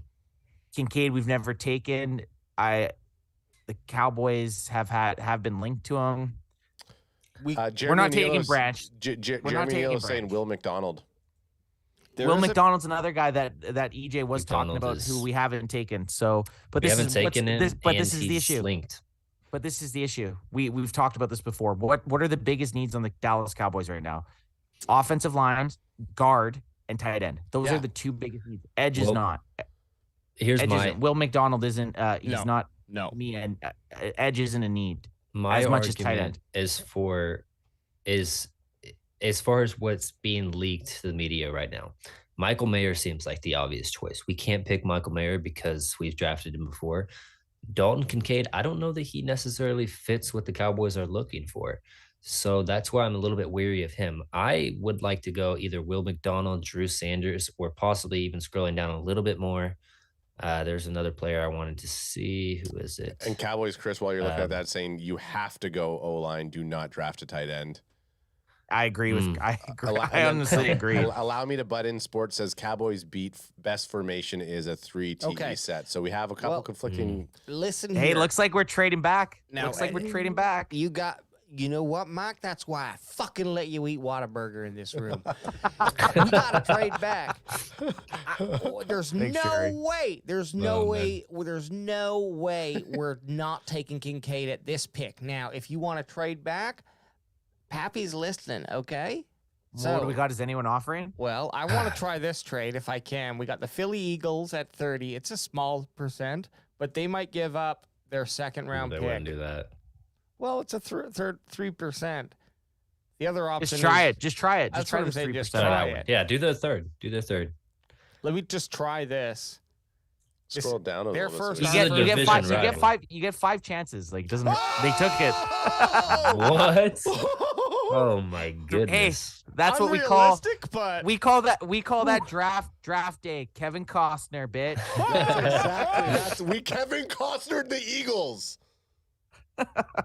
what the fuck just Hey. happened there? Let's roll. I'm already liking this scenario because What we even still just have our 5th happened? round What did we- option with we this. got- Okay, so we just traded our first round 26th pick for the Eagles 30th and their 62nd pick, their second round that pick. is highway robbery. Wow. Who'd they pick? Well, we're just They haven't about to picked yet. resume that. Okay. Scroll down. Yeah, sorry. Michael Mayer, that's fine. Hey, take him. Hey, we Well, couldn't hey, take Dalton him. Kincaid, that's Tight fine. end. That's such a stupid pick from them because they Brian have Branch, Goddard. that's fine. Emmanuel Forbes, no, Hey. we got everything we wanted. We're back at the same place we started. Yeah. With Did- an we extra just fucking Kevin pick. Costner. Minus- we minus just Kevin King- Costner them. We Restart Kevin the Costner clock, them. Daddy. Yeah, you're right. Minus Okay. Kincaid, but I didn't like the scouting I don't report like- from Will McClay. I don't like tight end at 26. I've been very vocal about this, so I don't hate the fact that we didn't take Kincaid. Well, I don't He hate just it to me, either. So- if we were staying at 26 there, he was the pick. Allow me to Yes. butt in sports says, and Harrison lands in your lap. Not I bad. think it might that. also could Harrison be is the choice. underrated, but I think that they are wanting to roll with Steele and Tyler Smith there for the future. I mean, is the value too good with Harrison? I mean, I don't know. It might be, I'm man. leaning towards either Will McDonald still because of the DQ ties, or Drew Sanders. And that's just me trying Yeah, but to. Drew Sanders, what's our next pick? 60? Drew Sanders I mean, is way too far down he, for us. he to won't make be that. there. Trust me. 30 and He He might must be be there, there, but but- we're not taking him now. we can't take. Yeah, Way too far down. I mean, he's number like 22 on my big board. I actually think that much of this kid. Ooh. Whoa. You ain't lying. So wait a sec. 24. So wait. Oh, so you weren't lying. Hey, guess what? You were fucking Wait. So we have a 60 something and a 58. Yes, right? yeah. Correct? We So picked we up can another take- pick. So we can take anyone we want right now. We could still trade up and get Drew Sanders. Boom. Ooh. Oh, that's a good move. Ooh. Hey. So let's Whoa, pick. Mac! 2 Kevin Costners from Mike. Open up the fucking phone lines for him, whatever he wants. Bring it to him. I want love 3 him in this room. patties. I want 3 Ooh. patties, double gravy, So extra large fries. let's look at offense only right here. Let's look at our Chris is screaming options. O-line, O-line, O-line. Off O-line only? I don't hate Matthew Bergeron in the first round. I know that seems like a reach to some people, but Matthew Bergeron can play guard in my opinion. Chris is headed to Whataburger right now. Damn it, Chris. Nice. Oh, I'm fuck jealous. I'm jealous. I did like it. It felt like We're- like a. It was too quick for me. But so Cyrus Torrance is there. Sorry, Have we taken EJ, him? little backstory about what our Whataburger experience in Dallas or Arlington. Adam and Alex grabbed Whataburger on the way to the Thanksgiving Day game. They asked if I wanted one. I said no because I wanted to drink more. AJ had been talking about Whataburger for I don't know, fucking it felt like 35 Two days. trips. Two trips. Two worth. trips. Yeah, because I So, started quick- at the first trip, but Give us a 1 out of 10. A quick review. 1 out of 10. 7 out of 10. 7 out of 10. Adam. Yep, I agree. Okay, 7 out of okay. 10. Okay, back to EJ. Oh, EJ, man. what were you thinking? Well, first, with my Whataburger experience, I waited in a line for literally an hour and a half, and the Oh, fries no. were cold. So Oh, that's not good. This that's is not down good. to a 4 at yeah. least. But no, Yeah. I was just gonna see with AJ. Have we taken Torrance before in a draft? Yes, I think we've taken Ooh. I Torrance. think we have. Because that would be my pick right now. No. Osiris, We haven't taken him. I'd say Osiris taken. Torrance would be my pick. Let's do That's it. my pick. At 30 and getting let's get it. And then let's go keep it on slow because we might be able to trade up to get Drew Sanders. Yes, I agree. And I would like that. If we could get Drew Sanders in the second. Okay, and what's our trigger for Drew Sanders? Like, what are we looking for? The next I think- linebacker or? I think I 45 think that- we pause. 45. I was gonna say 38. Okay, 38. Well, let's Okay, we pause can at pause. 38. We can pause at 38. Okay. All right. So Osiris Torrance, welcome to the team. Call him. I can't believe. Get we him, got- bring I him. can't Go. believe we got him. I feel like we struck This- gold.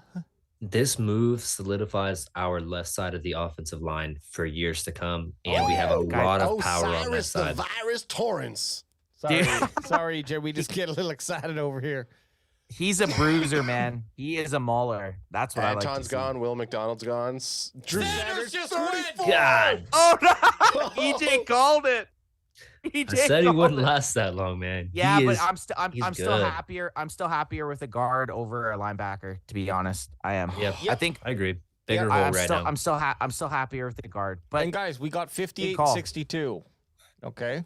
Should Well, I say we just let it roll then because roll. our guy's gone. So just go? Our guy's Should I gone. speed it up? you can a little bit. There goes Jalen Hyatt though. Jalen Hyatt's off. Yep. Good.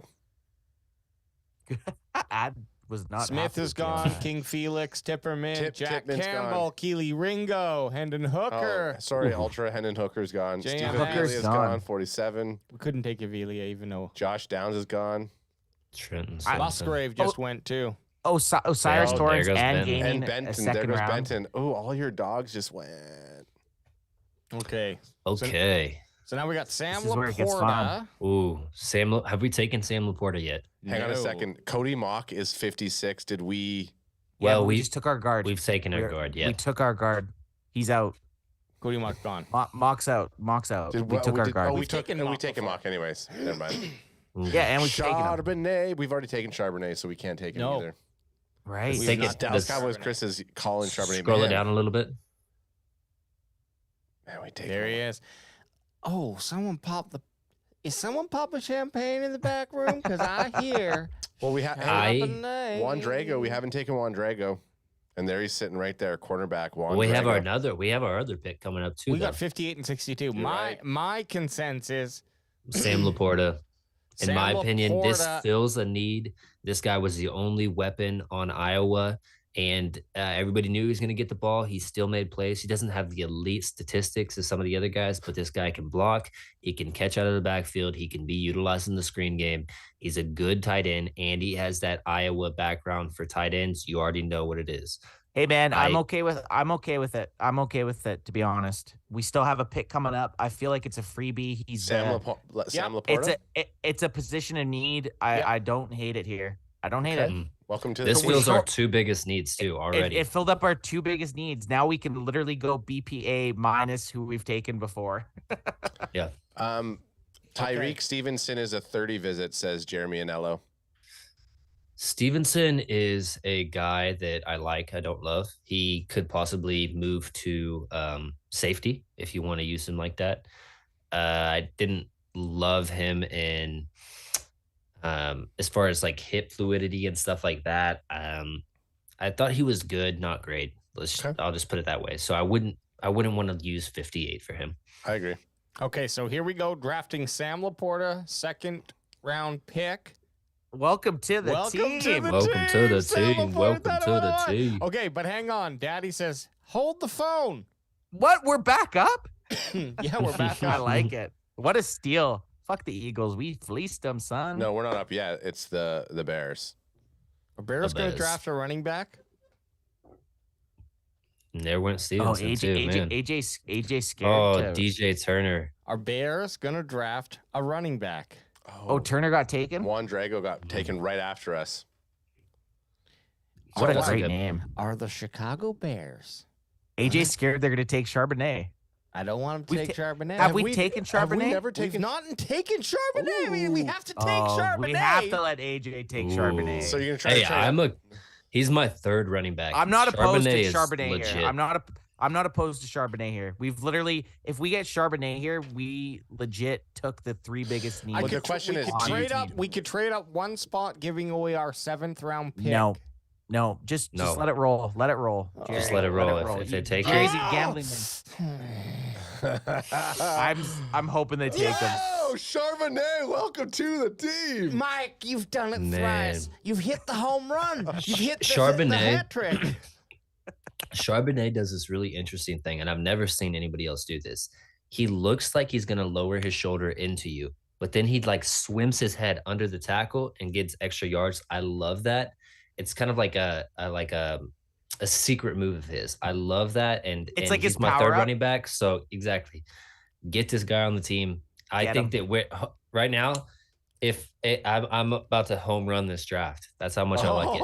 Oh, Will McClay is going to home run this draft. I feel this might be our best draft Could yet, be. and we've limited ourselves. AJ has been talking about fucking Charbonnet, I'd say, since version 3 or 4. Honestly, I thought we took him. we've taken him. I thought we took No, him twice. second round, we were always like, no, because it was in between 50. He was always between 58 and This was a lucky thing. He 90. just happened to be here. Hey, there's no 90 luck. There's just all was never there. skill in Or this room. actually, yeah.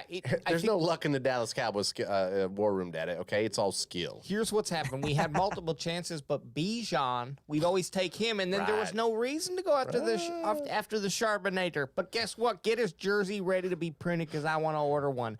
Welcome what number to do you the think he'd team, be? Yeah, get So him welcome in to the there. team, baby. Zach Charbies. Charbonnet. I want Charbonnet to wear like 31, Priest Home style. Like 31 such Yeah. a cool number for a running back. That trade That'd be fire. was epic. That was That huge. trade was epic. 3% chance. Just throw it at him. See what Oh, they do. did Tillman just Blue. go? Tillman did. Yeah. Oh man, Is that who you thought we're thinking? I was hoping. Okay, I was what's going hoping. on here? Well, we're about to be picking up. We're on Oh, the we're clock back on the again. board, baby. Yeah, now we just got our regular picks for the rest of the draft. Okay, now Three more. we have to discuss. So we went guard, obviously.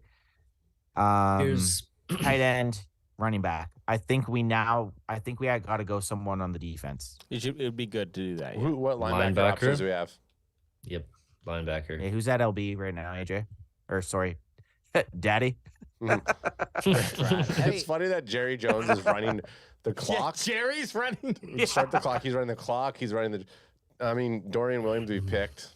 Oh fuck. Have we ever gonna be picked good. Sewell? Have we ever picked Sewell? Yep. Yes. Too far down. Yes, okay, we we have. took him. We've Have we picked picked Sewell. Pace? We haven't picked Pace. He's another guy that's We- been lighting up draft or mocks. Pace is also Ivan Pace. He's getting a lot of. Do you think he'll He be could be there good at here. 129 though? Yeah, we could probably get him in the 4th. We take Williams. right. We've taken Williams. We take Sewell. Check if Ventrell Miller is there. As linebacker? Just have LB selected and. Yeah, he is 179. So man, we got Oh, a so lot of he's picks for from him. He's way down there. Okay. Yeah. Yeah. Let's So look. let's- okay, so let's look just at talk right now. Linebacker's So next, what- linebackers next round or the round So after? what's our next big position of need? Defensive tackle, I'd say. defensive tackle. Yeah, that's what I was gonna say. So let's check on that. And chat, don't leave us in without some comments on here and tell Yeah. us what we need. So just for context, Kobe Turner and Moro Ojomo, who we would be taking right now, either one of those guys, we're not able to take. We've drafted them before. Have we taken Turner? Yes, we did. We took him when I think it was Cowboy Chris's draft. Yeah, I think so. Oh, Can you But we scroll have- down but we and haven't taken Jaquelin Roy. No. Can we see if there's That's from- Dexter Key and from Peele. Key and Peele. Okay. Jaquelin? Jaquelin. Sorry. Jaquelin. Jaquelin? That's legendary, Jaquelin. Jaquelin. So he's not there. Okay, then. So there's Um, actually linebacker and defensive tackle for value right now is just not there. So what's Not our there. third? Let's what look at else are we quarterback. thinking?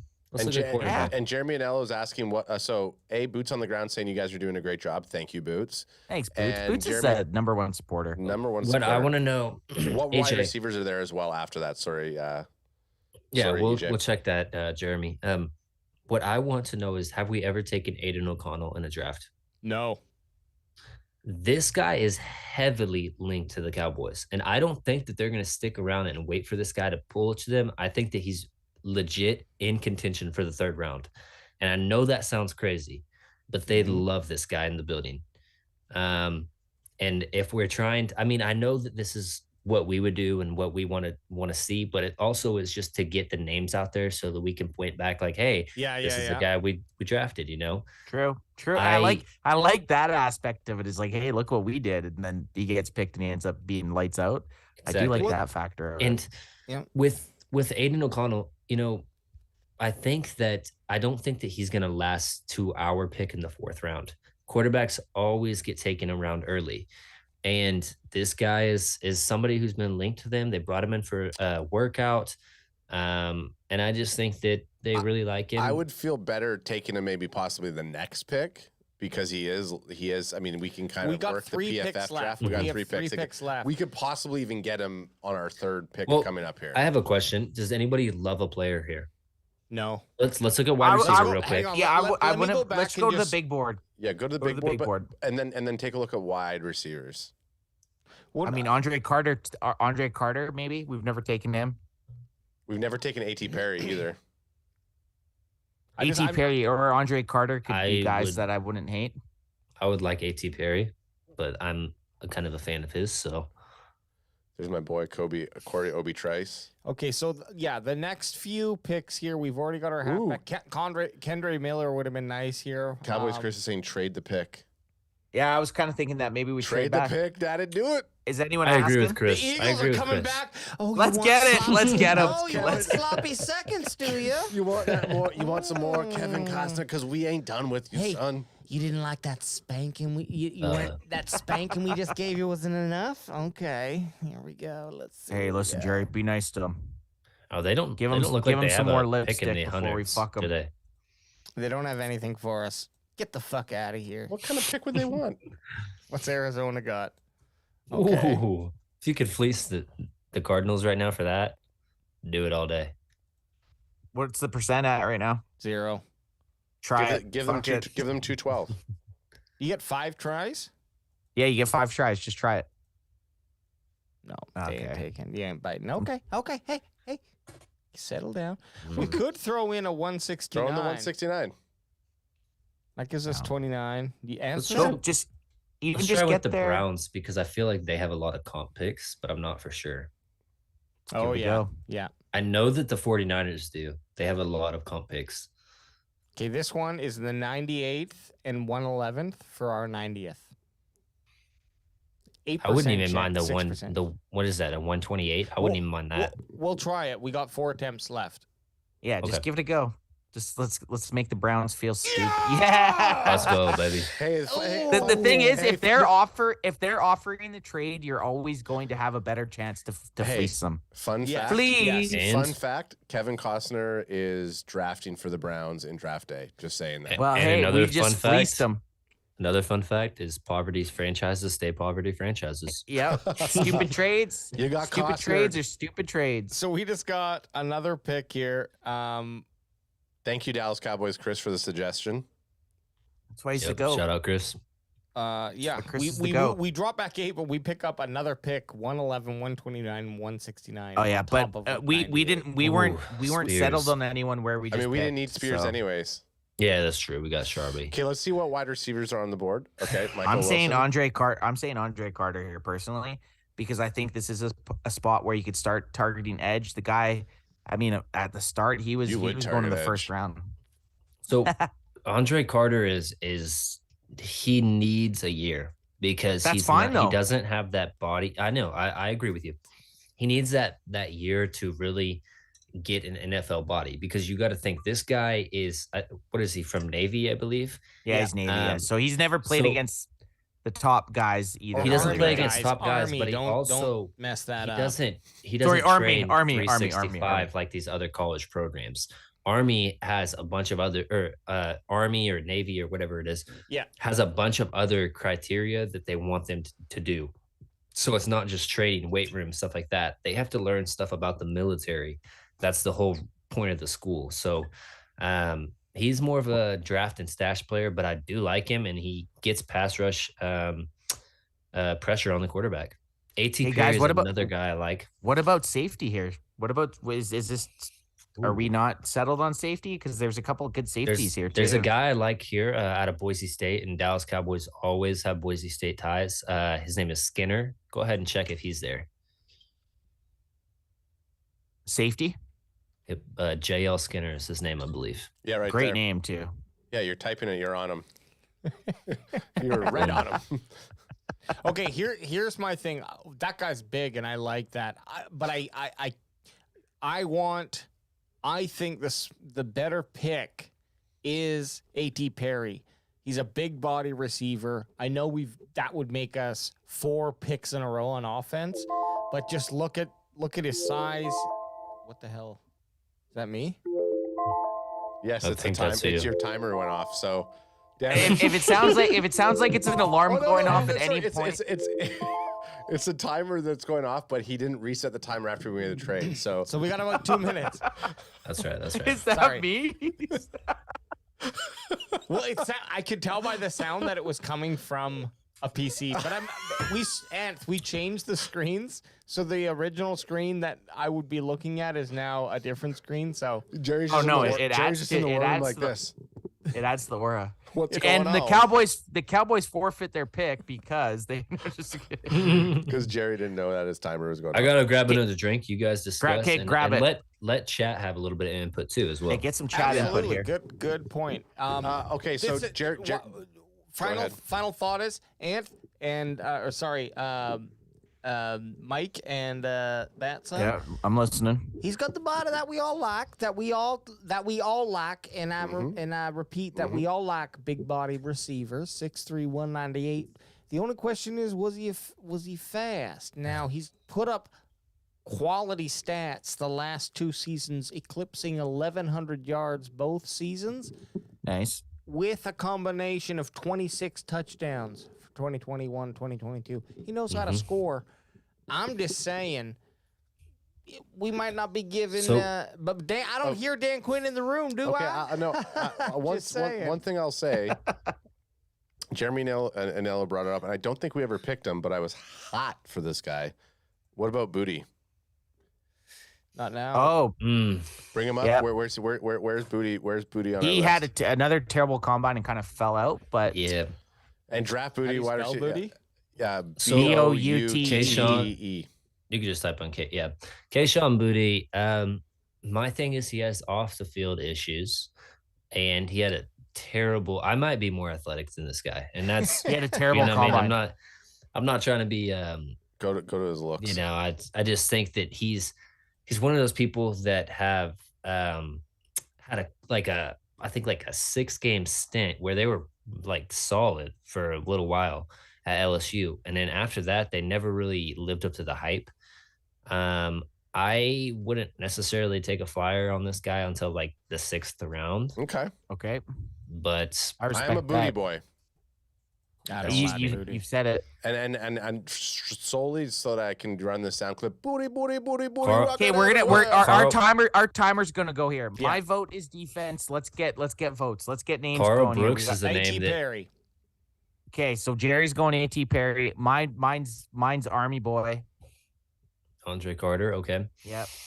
And you can pick any person. We're just trying to get at least 2.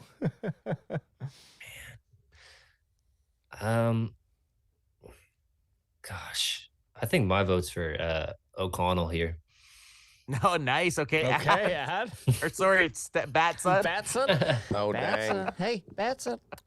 Oh. Batson. Well, if I say Booty, we're all. Yeah, well, then we gotta- No, okay, you gotta pick. You gotta pick. If out you of- pick Booty and Okay. then Then we go the to next chat. person that type Okay, in chat. Dallas Cowboys. Chris says Army. Okay. That's 2 for Army. Let's go. Andre Okay, Carter, Carter. welcome to the team. I don't hate Cowboys, it. Chris. I don't hate Cowboys, it. Chris, and I, same football minds. Yep. Same football minds. God Welcome dang, to the look at team. all those picks for the 49ers right there. Those are all comp picks, man. What a Yeah, fucker. those- Wow. the rich get richer. It feels like, doesn't it?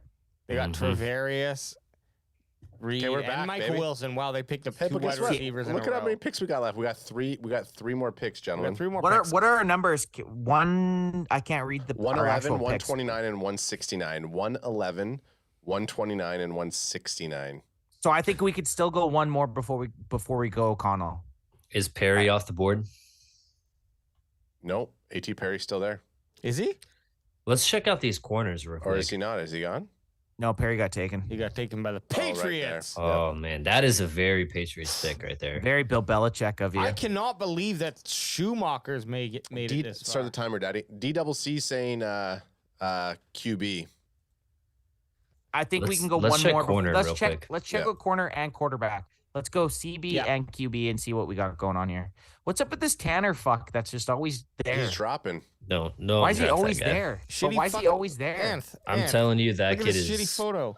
Yeah, stupid. I don't Yeah. like him. No way. No way we're taking Tanner McKee. I'm not gonna have a kid named Tanner on the team. Fuck no. Riley Moss. Do we want to draft the white corner? Ooh. Oh yeah, he's got some wheels, man. It was funny because we joked about how I forget who was on. We were joking about how Adam or Alex would put themselves at running back, and I was like, oh, running backs Yep. in the NFL, and then someone was like cornerback, but this guy's I said cornerback. You never see a white cornerback. What's Iowa like? Do they play hard They're tough. teams? Iowa, actually, I'll tell you, these guys, they get some hard-nosed defensive players and they put them in the NFL. So this guy has some mental toughness. He has some physical toughness to his game. He's a guy that can play safety if you want to transition him to that later on in his career. I think he has good enough athleticism to hold his own on the outside, but I do think this is a zone coverage cornerback. He's not going to be a guy that you want pressing at the line and playing hard man-to-man.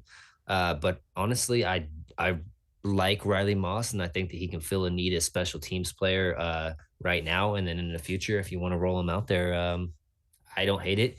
Jalen Jones is another guy. I like Jalen Jones. I like this guy. Another possible safety. If you want to move him there, hybrid kind of guy. Might not be the guy at corner as a prospect, but has the tangibles to be a decent safety. Let me. I haven't watched this guy's film in so long, but I can pull it up. I did have him scouted. Let me get it and just. I would be fine. Jerry Jones would be fine with either a Jones or a Moss. I have a question. Who was the Iowa player that we talked about earlier? There was that was Jack Campbell. He's long gone. Yeah. Okay. That was the linebacker, right? Yep. So obviously, like you said, when you were talking about hard-nosed players, so they had Campbell and Moss on the defense. So obviously, they had a decent team. Look, either Jones or Moss are value picks at this point. So I guess it just matters. What's the difference? Why are they 10? These were my notes on Jones real quick. Yeah. Smooth hips that tracks the ball well, shows patience when he doesn't jam receivers, allowing him to watch their hips and get into the right position. Nice height and length to the next level. Hustle player and pretty solid in run support. Possible safety, ? Physical corner that will play on the boundary in the league. Hard hitting for a corner, gets up to speed quickly, mirrors receivers nicely in press coverage. Young player that has room to grow into a starting corner with coaching and more reps in different schemes. So what are we thinking here? Well, I'm thinking that Daddy didn't even start the clock 10 minutes ago. So. No, it's running right there. Oh, it's right there. Jeez. It's position. We got to think position. Is cornerback Blue Kelly is another guy that's high up on people's boards. I never really finished my film of analysis on him, but Eli Ricks has just fallen out of grace, eh? We've taken him. I know, but look how much he's fallen. We've taken him in the second before. Eli Ricks is going to make my top 100. I'm telling you that right now. I think so too. I haven't watched much. Like I've kind of latched onto certain players, and when I watch something on someone, and I'll be going through tape on someone, and this guy, I watched him. I was like, he's going to be good in the NFL. Jaquelin. Hey, Jaquelin's still there. Here's who I'm thinking. It's Jones, Moss, Jaquelin, or Coburn. We need a DI or a CB. Coburn. I press Coburn because I think that he is the bigger of the two D tackles. He's huge. He's massive. Coburn's massive. 6'2", 332. That's 332. So yeah, he seems more like a 3 tech. And he's a massive. A 1 tech. Sorry. I've seen the PFF is actually compared to the combine weights was always under what they actually fluctuated weighed. About 10 pounds ish. Yeah, and with a 332, it might fluctuate 20 pounds. So yeah, he's a big dude. Coburn's a big human. I won't act like that. I have taken to watch this film or whatever. I've watched the other kid, Ojamo. We have taken Ojamo. We did take. Yeah. Yep. Any insight from chat? Yeah, Dallas Cowboys Chris says, us white guys, you have to stick together. So I think he's telling us to pick Riley Moss. Let's go Moss. Let's go Moss. Yeah, Moss is a fun pick. I don't think a lot of people draft him just because, Let's take Moss, and then we'll get Coburn on our next pick because we're 129 and he's rated 125. I think we have to go just all defense here on out. Yeah, so let's get a boy, Riley Moss. No, I think Moss. Okay, I'm fine. Let's go Moss. Yeah, I like Moss or Jones. I mean, whichever one. I just like taking Moss because, it's a white cornerback. It's just They're It's gonna funny, move him to safety. Yeah, So. it's obviously a created player in Manad after you've gone through They're 10 looking at seasons and now this they're motherfucker's a cornerback. yeah, they're just generating random. Am I reading this right? Ooh, welcome to the T. Riley Boss. Someone messed up the draft board and they put him as a cornerback instead of wide receiver, just like Alex had one of the guys as wide receiver instead of cornerback. Yeah. Welcome to the team. Next pick here is 129. And we're going to 5 minutes now. So Noah Sewell just went. Dorian Williams went. And now, guess who we could pick? here we go. Ooh. I don't mind QB here. I Get don't our mind QB here. Chief Scruggs, we've already taken him. Andrew Voorhees. We never take Voorhees. No, and we always talk about him. I And do he's like a guy Voorhees. that he tore his ACL at the combine, so he would be a draft and stash Crack, player. Got him. But I do like him. And especially if you're thinking for the future and you're thinking, hey, we're already drafting and stashing this guy, how long are we actually thinking that Zach Martin's going to play? Because right now, if he quit right now, he'd be a Hall of Fame player. So He's probably going to play for at least another 35 years. Is my hope. That's my hope. Oh, you said 3 to 5. I thought you said 35. I was like, goodness. No. he- I said he did 35. No, yeah. It's funny. Hey, I honestly think Pace. it could be any year. It could be any Yeah, it year could be. that Zach Martin decides to hang it up. Well, in my 2019 Madden franchise, he retired on me. So actually, he's already retired. He's already retired. Yeah, that happens, right? Jeremy Anello's saying Jared Clark. Jared Clark. I've never even heard of this guy, so I'm interested to see him. Let's go up and check him. Jerrod Clark. Gerard. Oh, okay, Clark. yeah. Boom. Okay. There is. He's a little Or far as we, back or right as, now. as some of us like to call him, Gerard Clark. I think we could get him on our next pick. We Sweet. do. But 6'4", 334. Okay, You got Oh, my nice attention. size. Nice size. nice size, nice comparables. Again, guys, let's think position-wise. Let's think at this Well- point in the Oh, draft. yeah, You got I- to think. Have we Just looking taken at him. Ivan Pace? Have we taken him yet? No. We need a Because linebacker. I would Okay. like that pick. Okay. Fucking sweet. Guys, we're playing with house money right now. We can do whatever the fuck we want. The only knock on Pace is he's 5'10" on paper, 230. Zach So Thomas. Zach He's Thomas, smaller. Smaller. Zach Yeah, Thomas. Zach Thomas, baby. At 5'10", if you're 230, you're a dog. He's No, no. smaller, but I will say about Ivan Pace is he's actually a pretty good blitzer at the linebacker position. Let's see what he looks like. Draft buzz. He can bend the knee. Yeah, we got to get an Ivan Pace I know. draft Let's buzz. draft I know. buzz this. This is Is this our first? This is our first draft buzz of the draft. Wow. It is. Oh man, draft. We're- Draft we've been buzz. relying on me too much. We got to see these headshots. We need headshots, man. Well, first, need the help. first, first things first, we draft buzz him. I don't love him. He's a little vanilla with me. Matches his name. It's all good. But a 16th Yeah. rank at the position with this pick, I feel that's pretty good. Yeah. I like that He does look has like- sacks. He does look like one of those like little '90s trolls. You remember Yeah. those? That are like, Yeah. Oh Yeah. yeah. They made a multi-billion-dollar movie off of it, EJ. You'll know Yeah. that when your child is a little bit older and ready to watch film. yeah, that's true. She's not I quite like 'em. there, but Not- She'll she'll love be there. trolls. She'll love trolls. Nothing I love amazing. Ivan Pace. Okay, but the final nail in the coffin is going to be his Google images. here. So we're going to Yeah. bring that up. I have a question. Did we ever hey. draft DT? Did we ever? We drafted DTR, right? Yeah, we did. Yes. Oh yeah, he's on our list. I love the crop shirt. I love the white. Yeah. You know what? Oh man, Yeah, he's take 'em. zero. The zero Yeah. number. Zero zeros, number. It just looks badass, man. Zero. is just crop. looks- Yeah, crop with I like this Tatted guy. out. tatted scriptures tat all over him. Oh, I yeah. Ivan Pace. You know he wants it. Ivan Pace. Phone now. Call him. He Here we would go. fit. He would fit in great with the Sunday service. Oh yeah. yes. Oh yeah. Hell yes. Welcome, to, the team. Welcome to the Woo-hoo, team, buddy. Pace Jr. Woo! We made it.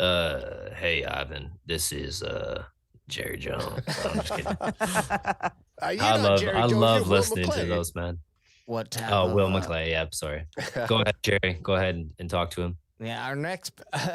So, what kind of pants are you wearing right now? What? No. Next pick 169. We got some time. We're not rushing. We got to into go anything. quarterback, guys. We've got to go quarterback O'Connell. here. We've never picked him, and quarterback. I think that he's linked to the Cowboys. We can Yeah, make we a got to go trade up. quarterback here. We can make a trade gotta up go if we want, quarterback. or we can just ride it out. We're riding. Just ride it out. Ride it with the. Well, this has been a really good draft. I feel really good about it. I tell you. What do you- Anth does not like it. I like it. No, I actually do. I honestly Heavily offense. I think our first 3 picks were our 3 biggest needs. Deuce Vaughn, Offensive though. line, The fact, tight end, running back. there's- Look at DTR. He's gone. Look at this. Could have been the perfect draft with Oh, DTR. he's gone. No This could way. have been the O'Connell perfect went. draft with DTR. I'm just saying. Who took O'Connell? You're kidding. Just can you type his? I think if you just type his name in the There search he is, function. right there. 153. Aiden O'Connell. Ah, he's gone. The Who got him? Bucks. Jerry, I quit. No! No, I'm just kidding. We've never Have taken. we- We've never taken Tune. Yeah, we've taken Tune. I'm just saying, guys. This could have been the perfect mock draft with DTR right there. Look at that. We've taken these these top 3 You know- quarterbacks we've already taken. So we can't. Max Dugan. Have we? I think we've taken him too. We have. You know Had to what? have. We did What? not. We talked about it. What? This guy's linked to the Cowboys. I know we already took running back. I know this guy has a father that's a scout for the Dallas Cowboys. Deuce Vaughn, baby. I was just Yeah, gonna I say. heard Vaughn. I'm okay. You know what? I don't mind a second running back later No? on. You're hedging your bet. I'll This let guy- Deuce Sharp Vaughn and He's 5'5". Ooh, 5'5", Hey. 179. Oh, Yeah, but he can hide behind blockers and explode He's out like a little 5'5". Darren I want- Sproles. I want to take him just because of that. 5'5", This dude, 179. I'll tell you, this guy had 17 reps on the bench press at 5'5" and what pretty good. 177 or something like that. That's pretty like that. impressive. That's impressive, Okay, well, but everyone else clears that by fucking 5 reps. Okay, well who's got let's hear our players. So EJ's going. EJ wants some Vaughn action. Okay. I'm not Vaughn. I'm against it, but I'm not like Jerry, who are Putting you the- liking? Ooh, Johnson's still there. I mean, I want a quarterback. Oh no, you said Jerry. Sorry, I thought. I Yeah, was. but no, you're- no, I go, thought go Daddy for was it. already Go there. for it. Speak your piece, son. We didn't pick a wide receiver, did we? I'm just scrolling. Yeah, we took through. A.T. Perry. Yeah, we Oh, took right. Go ahead and, okay. go ahead Fuck. and check. Oh, we did take him? Yeah, we did Oh, take. okay. Man, yeah, you Hey, know what? is this This is like a free pick. possible kicker, punter? Yes. Is Jake Moody in the house? We've already taken him though. Fuck, Taking Moody. Can't take Moody. can't take We Moody. could fuck around. Let's check it out. A punter would be great here. Might take our overall average down for our draft, but who cares? Who cares? Jake Moody. Moody's there, but we can't take him. We don't need a punter though. We gotta kill Well, him. we did a kicker. We did a kicker before. Let's Ooh. check out Ethan Evans. QB from Yeah. UCLA says. So Jeremy already Anilo took says. him. Jeremy Anilo We already says took Deuce the is quarterback. That's Yeah, that's That's DTR. DTR. I know. Got him. I know. Jaron Listen, Hall is an option from BOIU. He has running ability. Did I we don't- start the timer? Nope. No. Of course not. I was like, our it had last to have been pick. 8 minutes already. What's our who do we? It's actually 5. I mean, guys. Yeah, it's so it just had like- to have been 5 minutes already. This is No, just a whatever. whatever fucking pick. We got like 2 minutes. Like we picked Okay, everybody. so under the set the sun. timer. Set the timer to 1:30. Yep. It's I can just You know what? Yeah. What do we got for centers? Take a look at just centers. Who's up for centers here? that's it. I'm just gonna scroll through until Well, we okay, see well. someone who fucking screams at us because it's our last Kenny pick. McIntosh. I've already. Well, EJ said his. You two haven't said yours. Because I have I know. mine. Well, okay, who's yours? Vaughn, Vaughn. 5'5", 179. That's why I wanted you guys to say it. That's my pick. All right. I'm fine with Vaughn. Okay, well, I'm not. Let's get it. But His I his guess dad it's is a Vaughn. scout. You know Okay. that he's like #1 on their big board, bro. That's our pick. If this comes back to bite me, Yeah, I'm but gonna- you could veto. The best part is you're Jerry Jones. No, you no, can no. veto it. At this point, Jerry's happy with what he's seen. Let's bring Vaughn to the team. Welcome to the team, Deuce Vaughn. You 5'5". Man, I'll You tell you water something boy? though about Deuce Vaughn is he can do punt returns and kick returns, and if you want to, since we already drafted A.T. Perry, you can cut Turpin. I mean, obviously he's not as electric as Turpin, but if you want to, create a roster spot, you can. Wow, we got some good grades here, boys. Look at that middle. Scroll down there, AJ. We got Ooh, some 3 good grades. A's. Our first pick, surprisingly though, was not we got a C for Osiris scroll Torrance down? at 30. Mike's At asking 30, you and to he's ranked scroll down. 36. Come on. now. Wow, our first A grade. Deuce Vaughn at to that. A+. Hey, Hey, dude's Vaughn's an Holy A+. shit. We Hey, can't see you though. Sorry. Let me Hey, escalate. Hang on. fuck you, Jerry. Look at that draft grade. Hey, I can love we get this draft. before we dive into it? let's- This is a before we Canadian get- draft. Sorry. Before we get into anything, let's get a quick Twitter of a Deuce Vaughn highlight, just so we can get a little feel. Okay. Oh yeah, I don't. Ooh. Just because It's it's fun. fresh. It's fresh on those the brain. highlights are fun, man. It's fresh on the brain. Let's get a Twitter Deuce Vaughn. Look at this, boys. I'm Deuce surprised Vaughn- Osiris Torrance was a C. If Torrance was Yeah. if Torrance was anything but a C, we probably would have got an A+. 100%. I'm going to tell you, Deuce Vaughn, as far as carries go, he has 200 plus carries in the last 2 seasons. So, and he Durable. hasn't had injury concerns, even at that weight and height. So Yeah, it's he's durable. durable, and he can run in between the tackles despite what you think he can. And he can kick it outside. He has good speed. I really like the kid. Obviously, he's 5'5", which kind of limits the break tackle ability. Yeah. But overall, he has nice moves. He's shifty, and he can hide behind bigger offensive linemen. So He's that creative player when you just try to make them as small as possible to make them a little bit faster. Look at him. oh yeah. Holy shit. I mean, he's shifty, but guys, I'm just so worried about He'll that die in the size. NFL. Hey, Yeah. guess He'll what? die in the Hey, NFL. guess what? He's an A+. I'm just gonna say He's that. an A+ where we got He's him. an A+. That was He's a an pretty A+. fucking awesome run. And let's one more here. One more here. Yeah, let's get one more, then we'll dive Oh, back that's to the same our one, I think. same run. Same run. Okay. And a little Yeah. whoo. Here we Okay, go. this Oh, is a here's new one. here's a new one right here. Receiver right here. Boom. Okay. Oh! No way. Wow. Probably Fuck because you, he's so AJ. small, he's got all that strength in his little legs. Because every time someone tries to tackle him, he goes, "Fuck you, AJ." yeah. Boots on the Fuck you, ground. AJ. Boots on the ground says Deuce gets drafted in lieu of his dad's Christmas bonus Yeah. because he's a team. Hey, I'm gonna Okay, let's- draft your son. Well, hey, great fucking draft. I'm pretty happy with. I'm gonna what we draft ended up your with. son. And, This has to be our best grade as far as That was our drafts best go. grade. Bring the grade up one more time. Yeah, let's get it. Let's get it. Osiris Torrance, if he was a B up, that's an A+ draft. yeah. Because But look I at still the think rounds. in my opinion, if you got him at 30, he's at least a B. Yeah, dude. Yeah, that's what I was thinking. That's wild. I mean, he's ranked 36, and we got him at 30. How is that a C? and then with For a position of need. with the pick that we Uh-huh. picked up with that trade, with the Eagles, is we got Charbonnet with that pick, which made the Huge. entire rest of the draft easy because we solidified that need. I just want to know: are you upset because we drafted Charbonnet finally on our 9th mock, and then Deuce Bigelow Vaughn we draft again? No, behind after him? seeing those highlights, I see what the kid can do. It's just there's no way he's gonna. The kid, he also looks like he's a 45-year-old guy who's been fucking working the pool halls. Like, look at him. This- Look at his fucking this- face.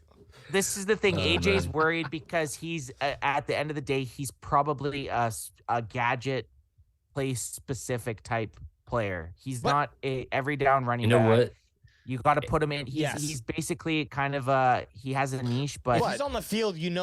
But getting the ball. he's an A+ because we've out of 5 rounds, he's our 7th drafted player, or Yeah. our 8th.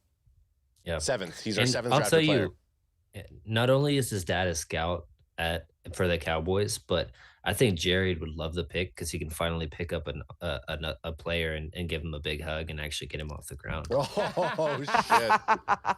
There hey it man, is. EJ Savage, it's always a pleasure having you on the cast, man. We yeah. appreciate all the time and effort you put into scouting players, and we basically look to you for information. So we love Yep. having you on.